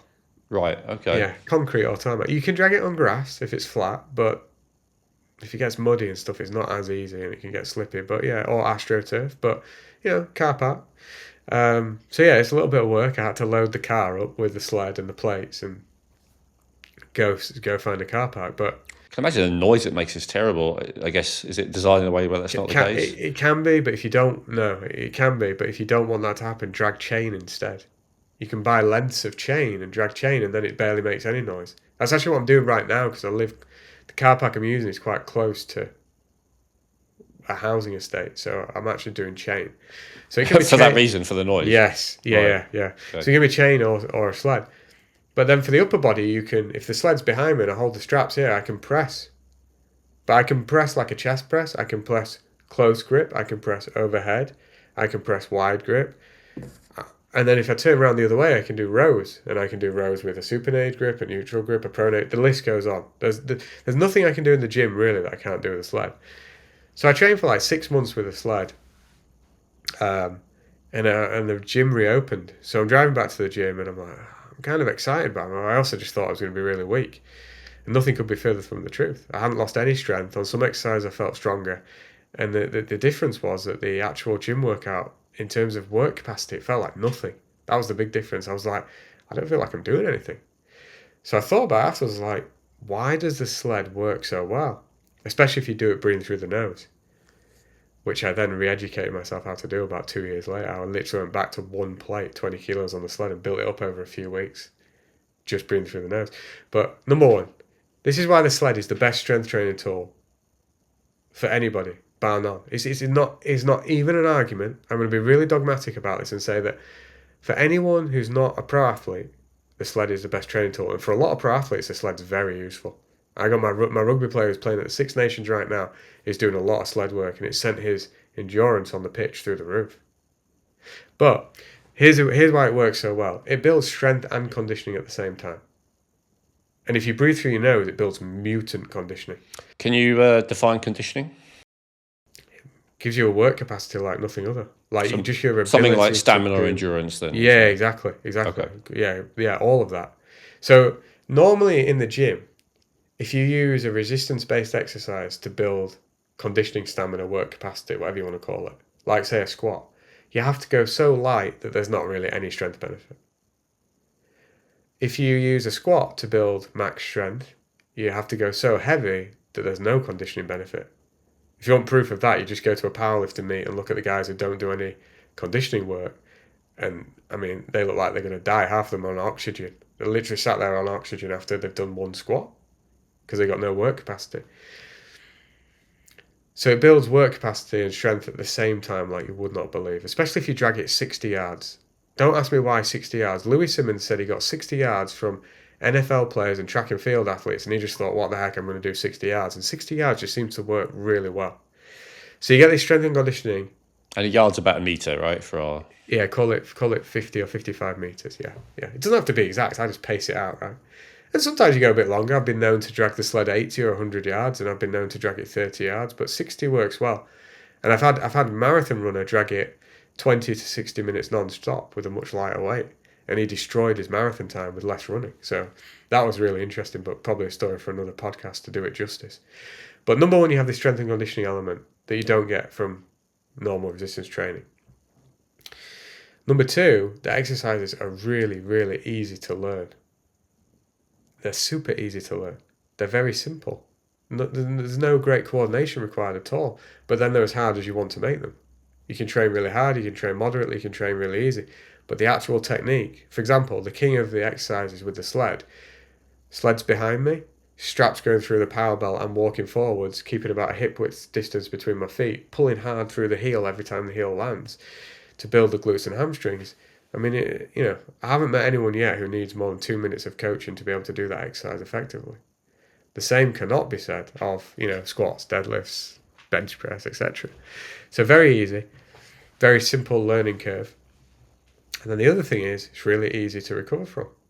Because there's no eccentric loading, it's very easy to recover from. So very appropriate for people with bad recovery or athletes who have to do their sport-specific practice and their competition too. And then the final thing, which I was going to say arguably is the most important of all, but all these reasons are important, is the injury risk is like, you'd have to do something really stupid to injure yourself with a sled. You only have to make one mistake with a bar on your back to injure yourself. You only have to go down with a heavy weight on your back once and accidentally lose that intra-abdominal pressure, and you're probably going to hurt your back. But with the sled, the injury risk is just not there. I've been using the sled for 6 years, and I don't know how many people I've had train with me in that time. I don't know how many sessions I've done, but there's been times I've been doing 4 sessions a week. And the only time I ever had any pain was when I picked up a plate to put it back in the car after I've used it on the sled. I picked it up with one hand, and my shoulder, I was like, that didn't feel good. Well, by the time I'd driven home, it felt fine. So, it's a ridiculously safe way to train. The only downside to the sled is you got to buy a sled and you got to find somewhere to drag it. I was going to say that's the downside. Like if I wanted to, I can go to a gym, but if I wanted to get my own equipment, I think I know where to find some weights. I have no idea where I'd find a sled or a heavy chain. Yeah, Rogue Fitness sell both. So ROGUE, Rogue Fitness, who sponsor CrossFit and sponsor some of the strongman competitions, they sell chain and sleds. Okay, there you go. And they're throughout the world, are they? Pretty much, kind of. They will definitely deliver to North America and Europe. So yeah, I imagine throughout the world. I mean, they're massive. But the sled's amazing. But don't get the sled confused with the prowler. A lot of people say, "Oh yeah, I use a sled," and then they tell me about this thing in the gym that they push with the handles, which is fine. It's a prowler, but it's not the same as a sled. You can't do as much with it, and it's not as easy to recover from. And the where to use it, we already covered. Somewhere that is noise resistant, that is not going to get damaged by dragging around the sled. I guess that's the key. Yeah, I mean, I think if you're worried about the noise, the chains is the way to go. And Rogue Fitness sell them both. Yeah, give me a bit more guidance. I can't quite visualize yet how I'd use a chain. So what am I buying and how do I use it? Imagine.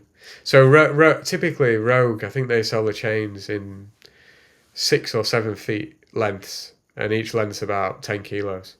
So, then basically put a carabiner through one end of the chain, and then on the straps that would normally go on the sled, you've got a carabiner. So just attach the 2 carabiners. So you just keep clipping the chains up. Now you can drag the chain. So you're dragging a really long chain behind you? Yeah, it's 6 or 7 feet. Yeah. But you're saying to chain the chains together, so doesn't it get really long? No. You chain them all. Imagine straps. So they've got the straps. Here's the end of the strap with one carabiner.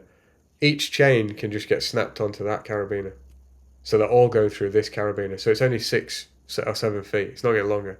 Okay. Does that make sense? So you've got a bundle of chains. Yeah, exactly. Yeah.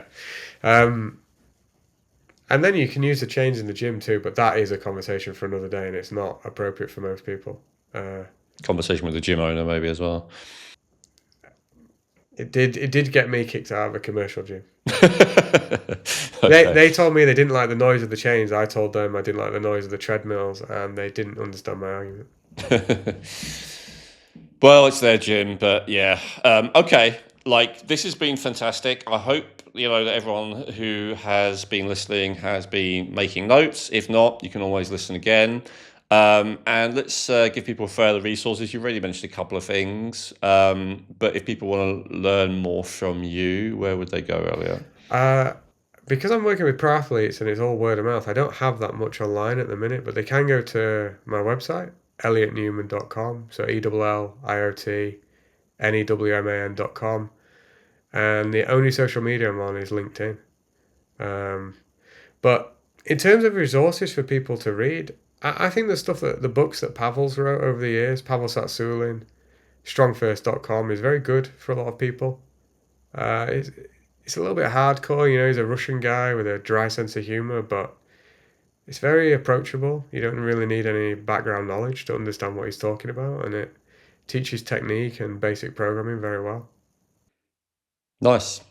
Well, I appreciate you coming on because, as you say, you only really work with professional athletes, and I don't know if there's any listening to the show. So I know you mainly came here just to share some of your experience, which I appreciate. I like talking about this. And in the future, if people are interested in a specific thing, maybe we could do a podcast that goes more detailed on one specific area of fitness, whatever that might be. Great. Okay. So you heard him. Go to the comments on YouTube specifically. Those are the ones I check. I'll pass any questions for Elliot on to Elliot because we speak regularly. So leave any questions there. Also remember to subscribe, and go to therejuvenateblueprint.com to be notified as soon as each new book in the Rejuvenate Blueprint book series comes out. I just want to thank Elliot Newman one more time. Remember to go to elliotnewman.com to find out more about his work if you're interested, as well as the resources he's mentioned today. And otherwise, we'll see you again. Thank you, Elliot. Thank you. Hey, thanks for watching the video. If you enjoyed that, I recommend watching our latest episode, which you can do by clicking above. And make sure to subscribe, like the video, comment, and share with anyone who you think might appreciate it. Thank you.